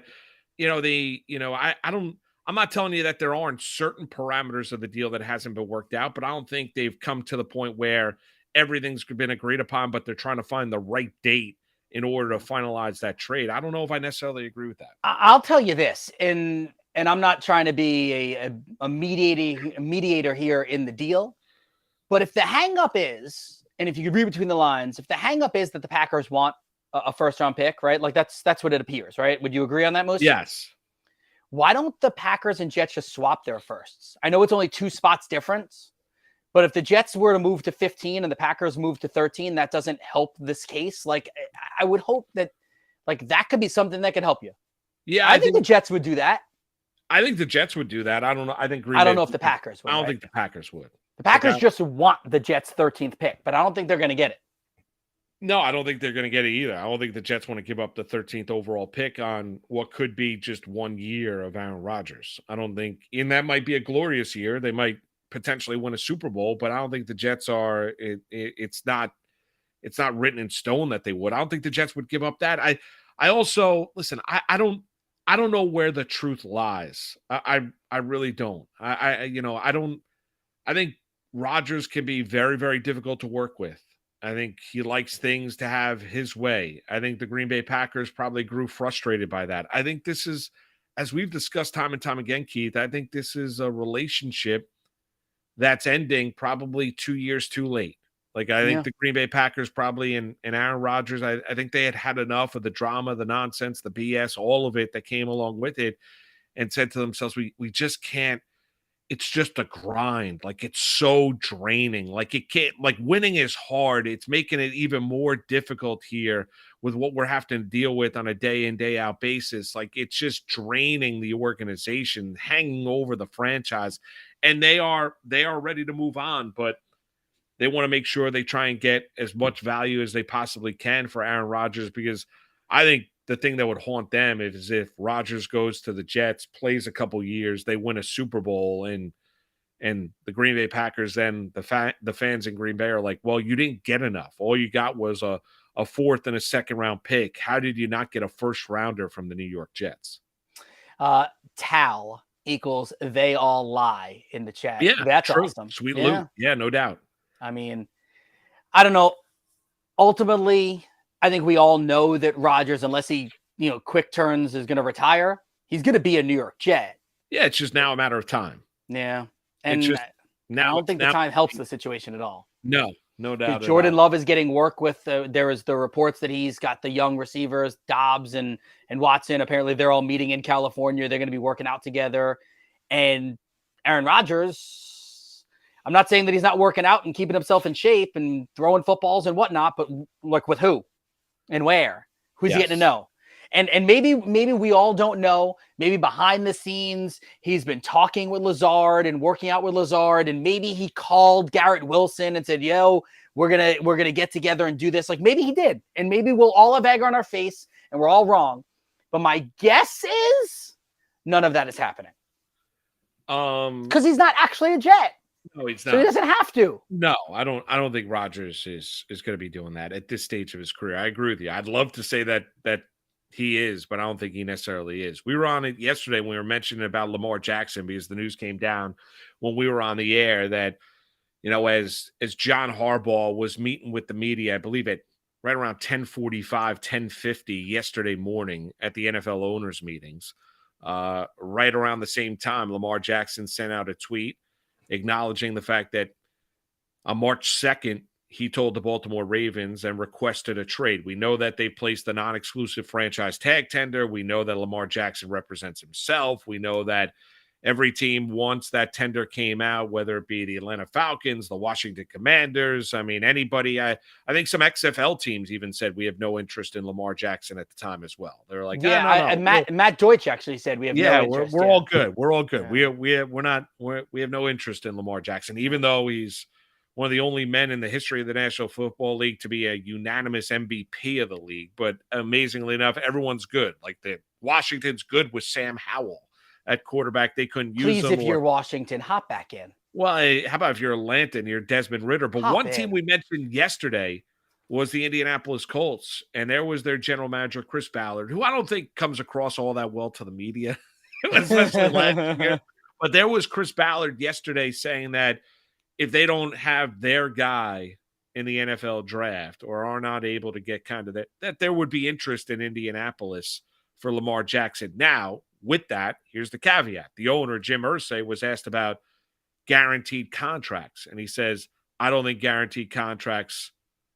fully guaranteed contracts would be good or would work in the National Football League. Haven't seen the impact when you look at the NBA and Major League Baseball. So there would be interest, but not to the level that Lamar Jackson is looking for, because we all know that he's looking for the same kind of guarantee Deshaun Watson got from the Cleveland Browns. Yeah, and what we do know is 3 years, $133 million. And the belief is that the Ravens offered him that, and that was supposed to be a fully guaranteed contract in which after the 3 years, he could become a free agent and then go on his merry way. And if 133 is not enough, what is enough? He's not getting the Watson deal. He needs to realize that was a mistake that the Browns made, and it's not going to happen again. But you and I have talked about this a lot. Someone, whether it's the Ravens or whomever, just needs to meet quasi-middle, whether it's 170, 180, whatever it is, make that the guarantee and have your quarterback for the next 5 years of his career and the 5 years of your organization. As for the Colts, I think the Colts would be better off having him than having Anthony Richardson or Will Levis. Oh, no doubt. Right? And that's what you're getting. That's what the Colts are getting in that spot. No question. And the Colts have gone through quarterbacks. They've gone through Rivers, Wentz, and Matt Ryan. And this isn't getting a 35-year-old QB. Go away. Yeah. This isn't getting one of those aging 35-year-old quarterbacks or a Carson Wentz where no one, it's not that no one wants Lamar. They don't want him for the price tag. Right. And if I'm Lamar Jackson, I wouldn't sign the 3-year, $133 million guarantee, because what do I look like as a quarterback in 3 years? Exactly. Where's because the legs aren't going to last forever. We've seen it with a lot of running quarterbacks. You don't get better with time. Look at Russell Wilson. And he wasn't even the runner that Lamar Jackson was, but the Seattle Seahawks looked at Russell Wilson and says he's lost that burst or that step, that instinct, that, first reaction, quick twitch, whatever it might be, that separate him. And you saw it this year with the Denver Broncos, and they were dead on correct. So if I'm Lamar Jackson, you look at, guaranteed money of recent deals that were signed. Obviously, Deshaun Watson's the outlier at $230 million. You got Kyler Murray at 189.5, Russell Wilson at 165, Rodgers at 150.6, and Josh Allen at $150 million. So of the most recent quarterbacks, those are that have signed deals in terms of guaranteed money. Okay, you might not be able to give me as much guaranteed money as Deshaun Watson. I need more guaranteed money than Kyler Murray, because I guarantee you this: if you're the Arizona Cardinals, would you right now trade? I know it's never going to happen. Right. They would drive Kyler Murray to the airport. Yep. To go get Lamar. They'd give Jackson. him a piggyback ride there. Right. If you There's no doubt. Give him whatever gaming system he wants. They'd give it to him. And they'd sign him up and give him lifetime deals to whatever online, chat, whatever it might be. I have no idea. I don't play video games. Call of Duty is what he loves. Right. Call of Duty. Right. So they'll sign him up to a lifetime deal, forever membership to Call of Duty. They would do that in a heartbeat to get their hands on Lamar Jackson. Agreed. Jacob Assa1 put in the chat, if Lamar played a full year, he'd be in a better position. Yes. And it's been 2 consecutive years of him not. Now, I think we're all smart people, right? I think we're pretty intelligent. He might have been banged up last year. He sat out because he was angry at the organization. I would probably agree with that. You do or do not? I would agree with that. Yeah. Yes. I don't think that if he was on a deal already and wasn't playing for a deal, I think that, unless I'm totally off base, and most people would claim that I am not because I've, whatever. I think that there's a good chance that he would have been on the field. I don't think he would have skipped a playoff game. I don't think he would have done it. This was very reminiscent of the game that Kobe Bryant was mad at his teammates and decided he wasn't going to take a single shot in the first half of a game to prove a point. Yes. And he did it. And then, the second half, he started shooting the ball again. That is a great reference. So Now the question is, where does he land? We'll see how interested maybe Indianapolis is or some other teams. The longer this goes along, though, the more likely I think he does land in Baltimore. Like he needs a team at some point, Keith, in the not so distant future to dance with outside of Baltimore. How much do you put stock into the rapper Meek Mill calling out Robert Kraft? Yeah. And be like, yo, Bob, my boy Lamar wants to play for you. Well, yeah. And Belichick, we mentioned it yesterday. Belichick has always spoke glowingly of Lamar Jackson. He likes him as a football player. By the way, you mentioned that. I mean, I think it's great, but how about him basically, giving him, the stiff arm and saying, well, all football decisions are Bill Belichick's. And then how about Belichick yesterday saying that, look at the last 25 years when people have been critical of the New England Patriots as of late. Well, I mean, Bill, I get that. You won a lot, but are you getting better? Are you improving? I mean, it's the same head coach that last year rolled with Matt Patricia and Joe Judge running the offense, and you saw a massive regression of Mac Jones at quarterback in the entire offense. So I look at the entire – listen, Bill Belichick's the greatest head coach I've ever seen in the National Football League, but you can't play the pass card on me. You can't. Not the NFL when it's all about the here and now. How many times you see it in college basketball? A coach goes out and wins the national championship, and 4 years later, he's like shown the door because he's not winning enough basketball games. Or you see it in football as well. It's about the here and now. Yeah. Oh, my goodness. By the way, but I know we have a guest coming on. Harbaugh yesterday.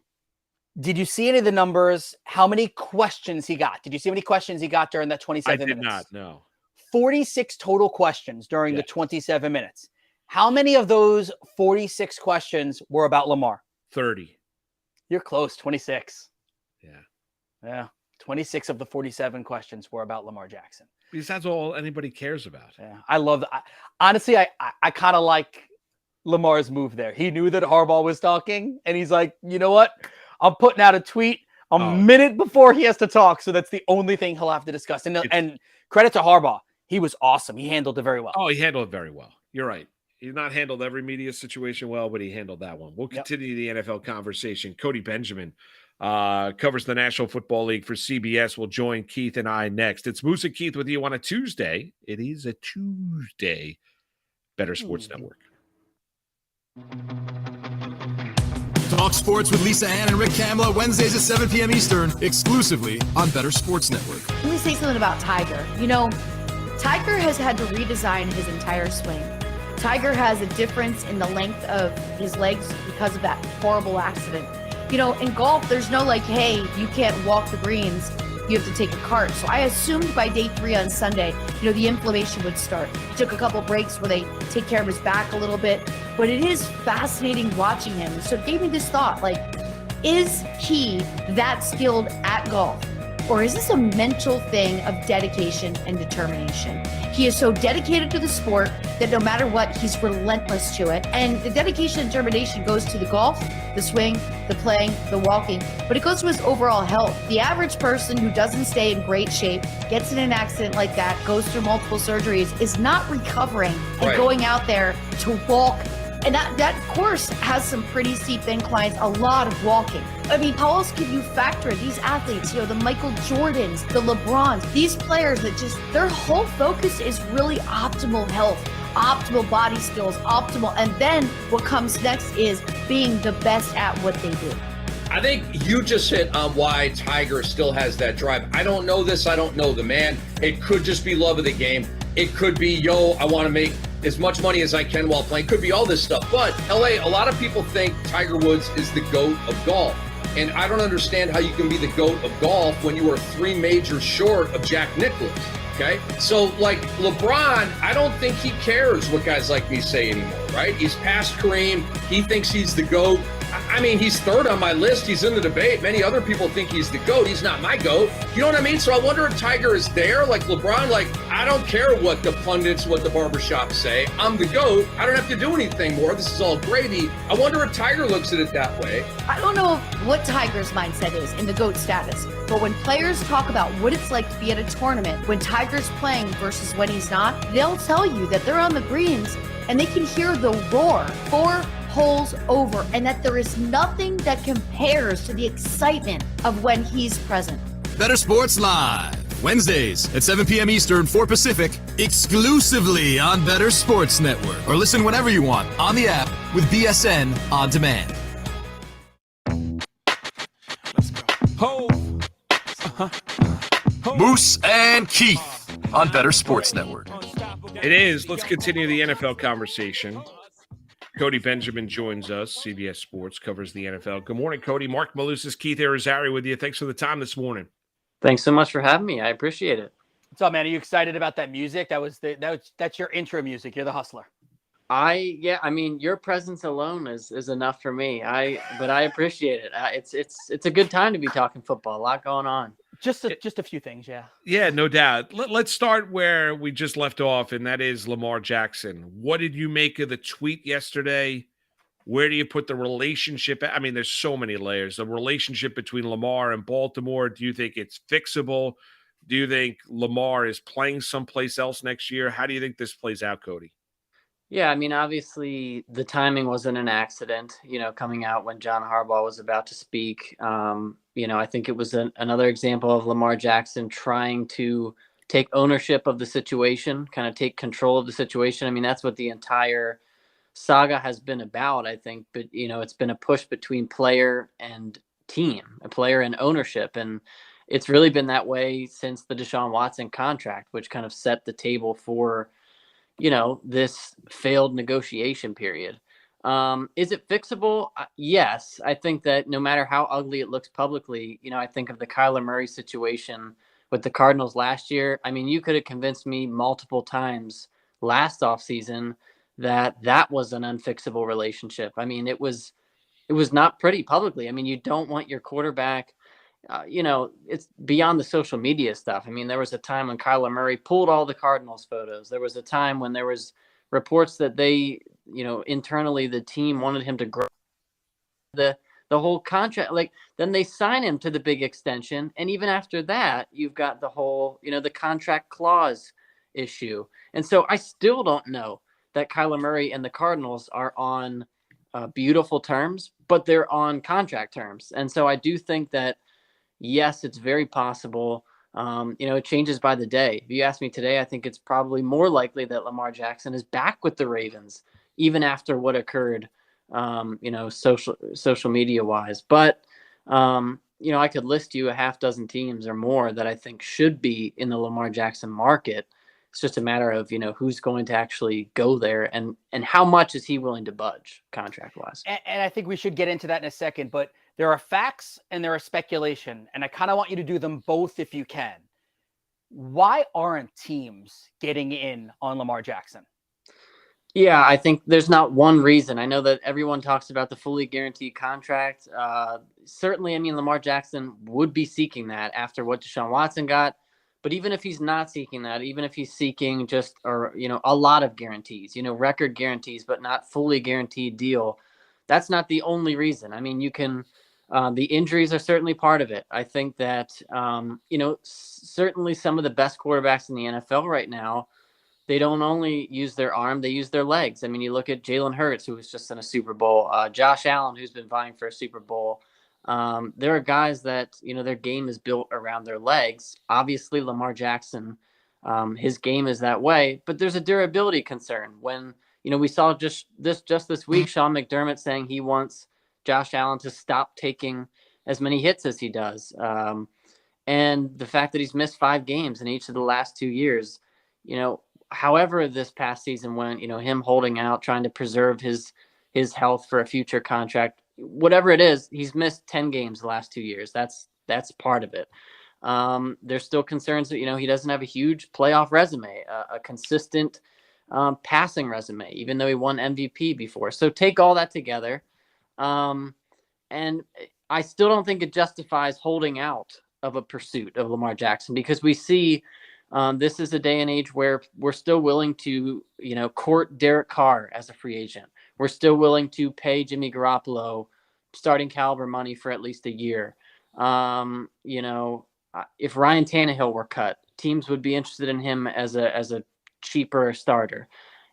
Lamar Jackson, regardless of the don't say the issues- Tannehill thing to Moose. He's out on Tannehill. Yeah. Oh, yeah. No, and I'm saying that as the fact that Lamar Jackson he's a totally different class. If he's healthy, and that's a question mark. But if he's healthy, he is in that tier of guys who they just have unteachable traits. And normally NFL teams will be, crossing lines that maybe they shouldn't to get guys with unteachable traits. So yeah, I think it's a combination. That's the fact. I mean, it's the money, it's the durability, it's the passing question marks. Normally teams would overlook those things. I think it's just that now they don't want to continue that precedent of the, huge guarantees to quarterbacks. No, I get it. I get in though they want to make the Watson deal an outlier here. But Cody, if you mentioned half a dozen teams you think that would be interested in them, let's narrow it down to one. If there's a team out there that you think will dance with Lamar Jackson outside of Baltimore, what team do you think that would be? Well, I mean, I think the popular one right now is the Colts, even though Jim Irsay has said, now he's coming out and saying we're not interested in fully guaranteed deals, which, in this moment in the NFL landscape, that reads as we're not doing the Lamar Jackson deal. I think the Colts make a ton of sense because of their draft position. I mean, theoretically, they could draft a guy high, but sitting at 4, unless they move up, I mean, the Panthers are going to take a quarterback. The Texans are probably going to take a quarterback. There might be a team that jumps to 3 to try and take a quarterback. They might not get their first choice. I really like the Patriots as a possibility. I mean, I know I heard you were talking about it a little bit, Robert Kraft kind of leaving that door curiously open, leaving it in Bill Belichick's hands, kind of saying, if we don't get Lamar Jackson, that's on Bill, kind of. I think that's a really interesting one, just because you'd think that, at 70 years old, after a couple of years without Tom Brady, retooling the offense this offseason with Bill O'Brien coming back, is now the time for Bill Belichick to be like, I don't want to wait around to kind of fix this. And he knows Lamar Jackson, when he's healthy, is MVP material. So I mean, that's a team that I think, would be up there. Tampa Bay is kind of a wild card. The money is not there, but, Lamar Jackson has the connection to Florida. They haven't been interested in rebuilding entirely. That's another one. I mean, I could name you, 5 or 6 others, but let's say we're the Patriots. What are the parameters? I mean, we know about the 2 first. We know about the fact that you got to pay the money to Lamar, but there is this guy, Mac Jones, that is currently on that roster. So what happens? Well, I think if you're the Patriots and you're acquiring Lamar Jackson, I mean, you're trying to send him back to Baltimore, I would think. I mean, because you could keep him around on the rookie deal. And, if for whatever reason Lamar Jackson didn't work out, or maybe he just is an expensive backup for a year or two.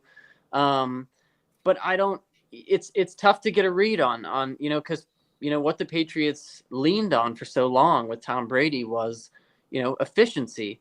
And that is what Mac Jones should be. I mean, he profiles not as a guy who's going to make plays with his legs. It's a totally different style of offense.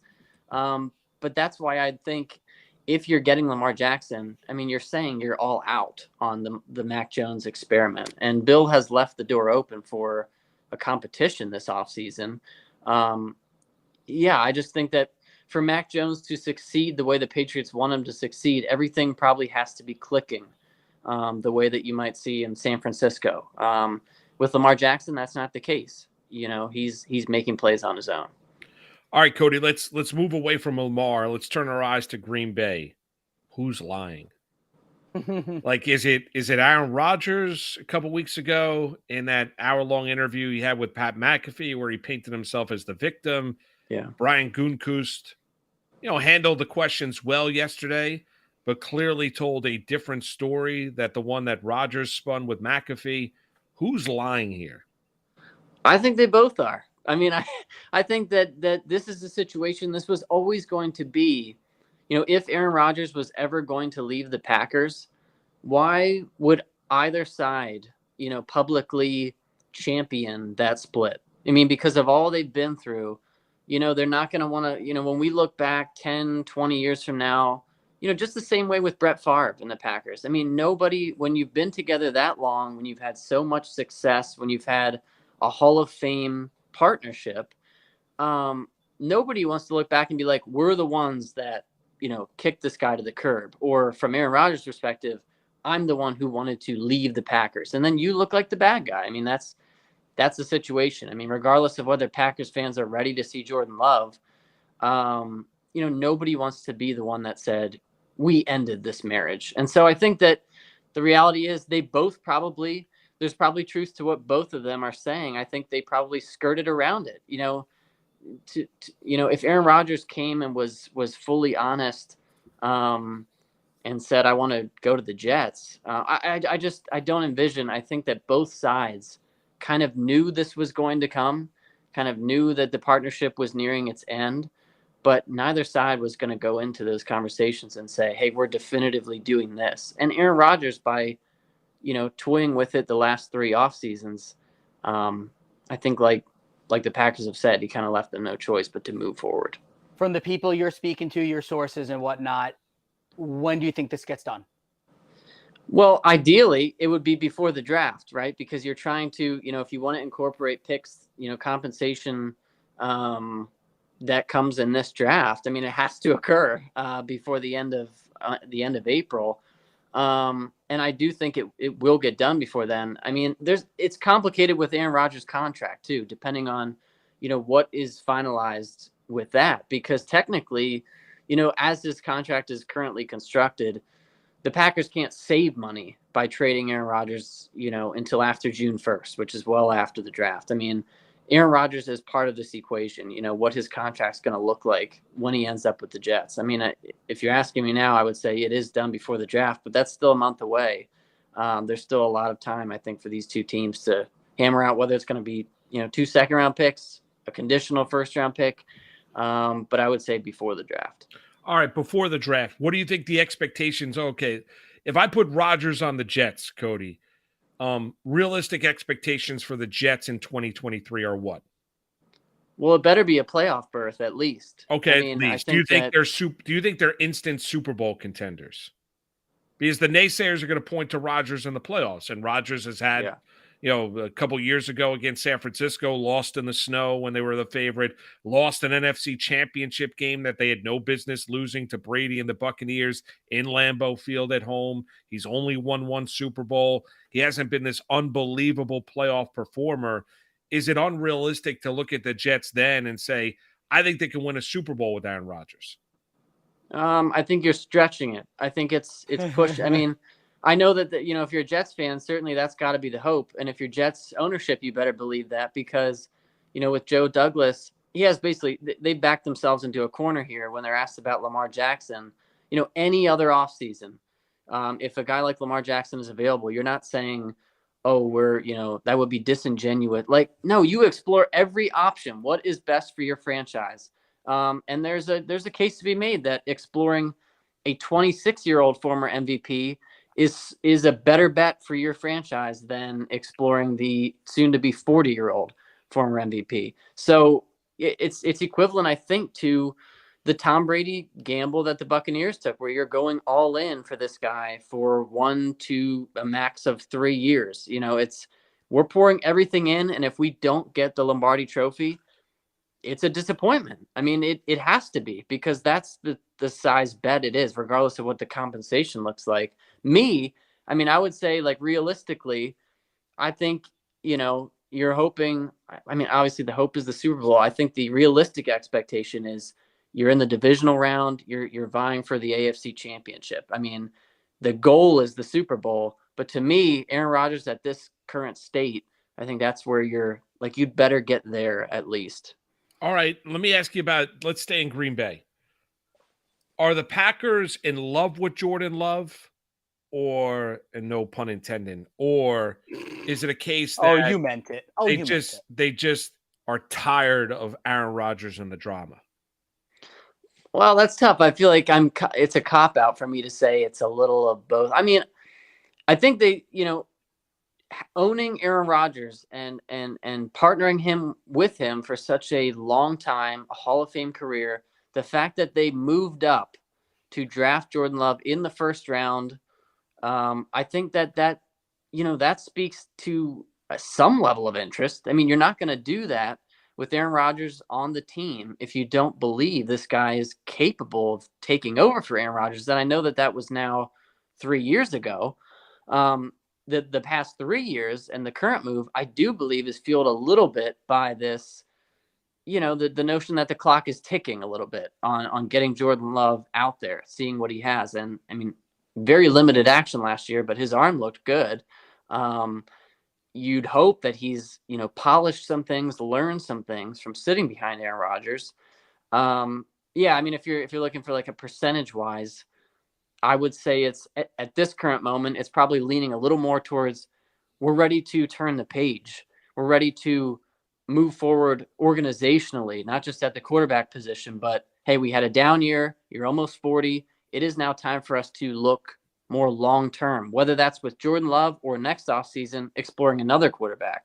So I would say it leans more towards we love having you, Aaron, but we're ready to turn the page. Who are the Panthers going to take number one?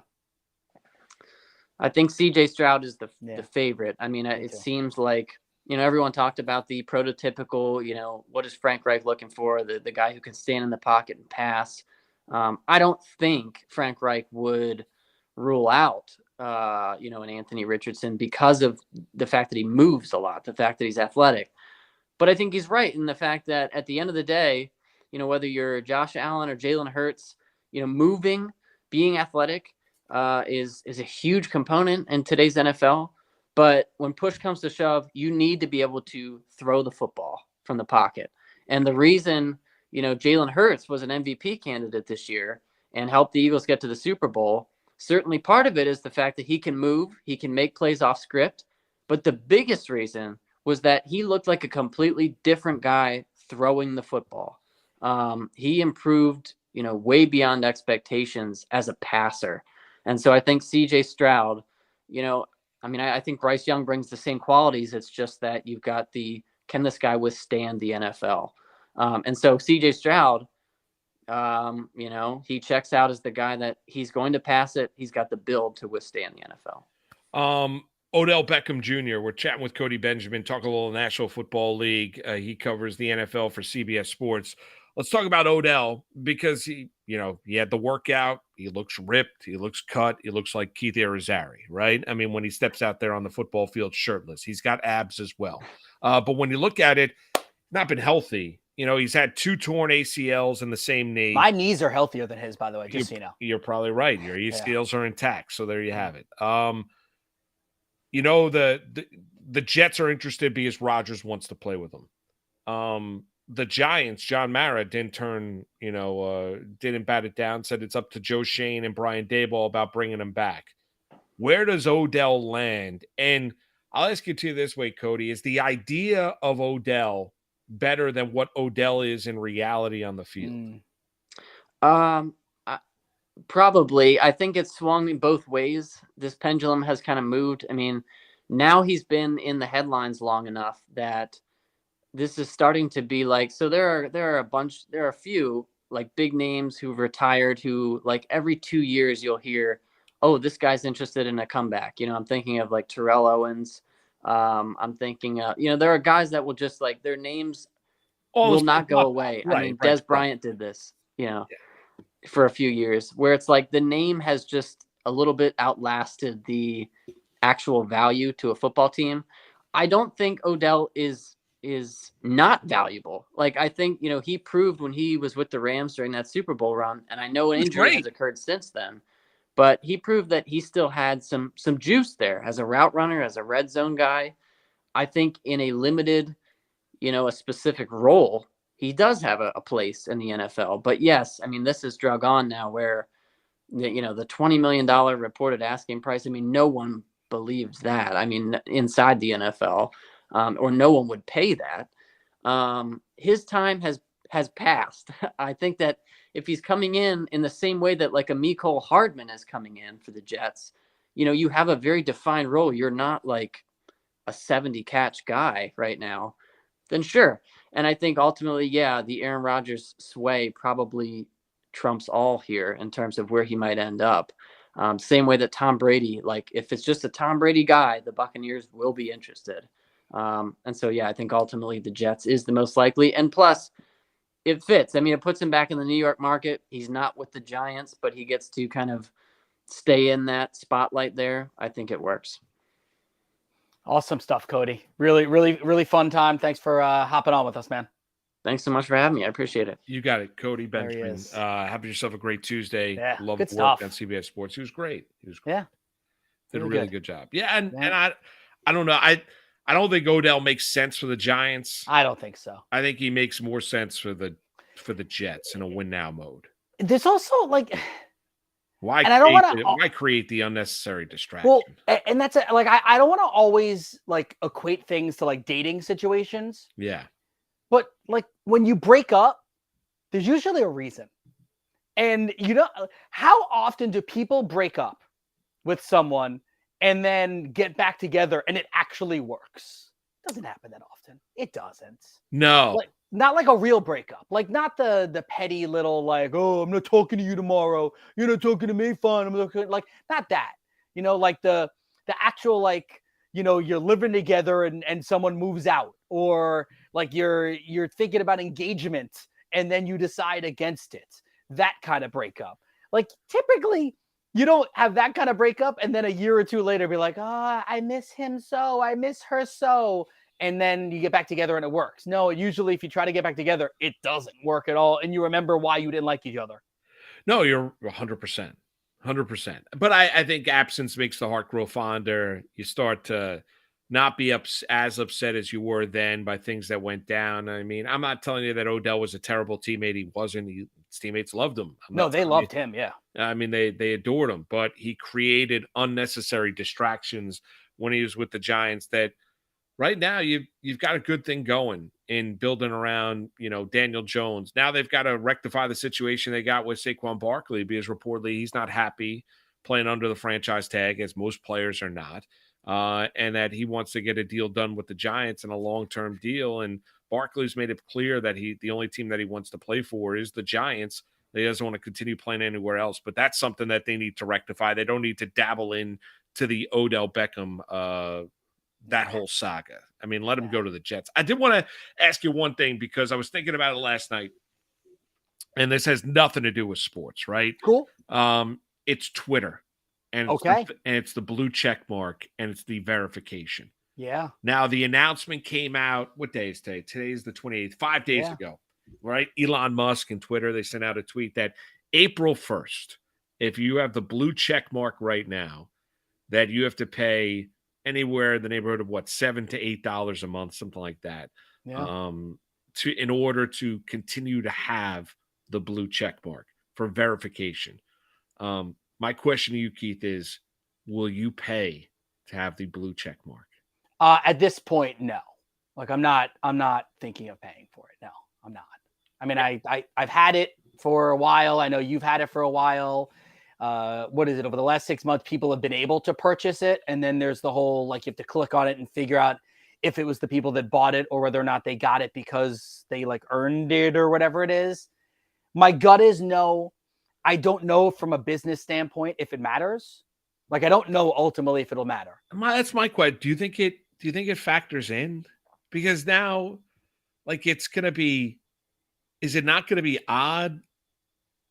Like when we're at the trade deadlines, because you're always looking for the blue check. And like Adam Schefter doesn't have a blue check, let's say. Yeah. Or to believe that that's really Adam Schefter. Like I imagine those entities like ESPN, Fox, CBS will just pay for it. We'll just pay for it for them, right? Don't you think?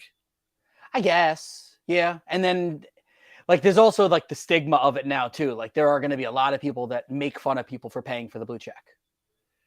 There's going to be the mocking. Oh, you had to pay for you're paying for the blue check. Like, who cares, that's man? true. You need to buy status. Who cares, bro? Well, no, but you and I haven't had the bought status. Like we got verified for what we do for a living. Yep. But now you're gonna have to pay for that verification, and is it worth it? Like I'm with you. Like but I just wanted to talk it out. Like I'm with you where I don't think I'd pay for it. It's like $84 a year, and people are like, it's just $84 a year. Well, every dollar does count, but like $84, like that's you and Donna going out for a lunch. Yeah, like a nice lunch. That's one day you guys go out for a nice lunch and a drink. Yes, no doubt. Like the boys have something and they're not coming home that night until late, where you're like, oh, I don't have picks tonight. Yeah, Donna, let's go to our favorite insert restaurant. We'll have a nice meal, get a drink, and that's it. There's your $84. Yeah. So like when you think about it that way, like maybe it is worth it. Maybe it is worth it. I think what we need to figure out is would Sharapan pay for it? Nick Durst fires one out in ours. There's no doubt Sharapan would pay for it. You think so? Yeah. So what we have to figure out. I'm not knocking him for it. I think no, me neither. Dave would do it. I think Dave would find the intrinsic value of doing it. I'm trying to figure out if there's value because that's it. I need clarity on. I got 4 days to figure this out. So that blue check that we have, besides status, which now you'd be paying for, right? So throw the status out thing, okay? What does it do for you on social media? From what I understand, it means that you get seen in searches more often, right? Which means the stuff that you would be tweeting out will be, more viewed. Obviously, it also, when you have the blue check, the idea is that it shows you are who people think you are, although you're paying for it. So I don't know if that matters. That's what. So if it's only about the status, then it may not be worth it. But I think the other stuff that comes along with it, I think it would be, because we want to have our stuff seen. We put some we put stuff out on social media, clip from our show, clip from MLB, clip from picks, whatever it might be. Everything that we do, you want to have it be seen. You don't want to have it get just like lost in the wash. Yeah, I wonder. This might be a better question for like the social media people at our networks. Like, I know we have some good social media people behind the scenes here. We have fantastic social media department at MLB Network. I know that. Oh, somebody's putting in exactly what this means. What is the benefit? Twitter Blue subscribers will get access to subscriber-only features such as edit tweet, 1080p video uploads, and reader mode. Subscribers will also receive blue check mark after their accounts are reviewed to ensure they meet all our requirements, including our rules against impersonation. So what they're saying is not any Joe Schmo or plain Jane, whatever. I think in the end, it's probably worth it. Yeah, I think we're going to have to probably do it. I think in the end, thank you, Lou. You just clarified it all. Yeah, I think that's what that means. Like you're going to. I think it was like boom. Yeah. I think it was like boom. Now, will you do it on April 1st? No, because I have to do it before Friday at noon. Because is that the point being is once my kids get home on Friday. Oh, you'll be done. Yeah. Yep, exactly. You caught the hurricane. Malusis chaos. You caught the hurricane. See you tomorrow, guys. Later, guys.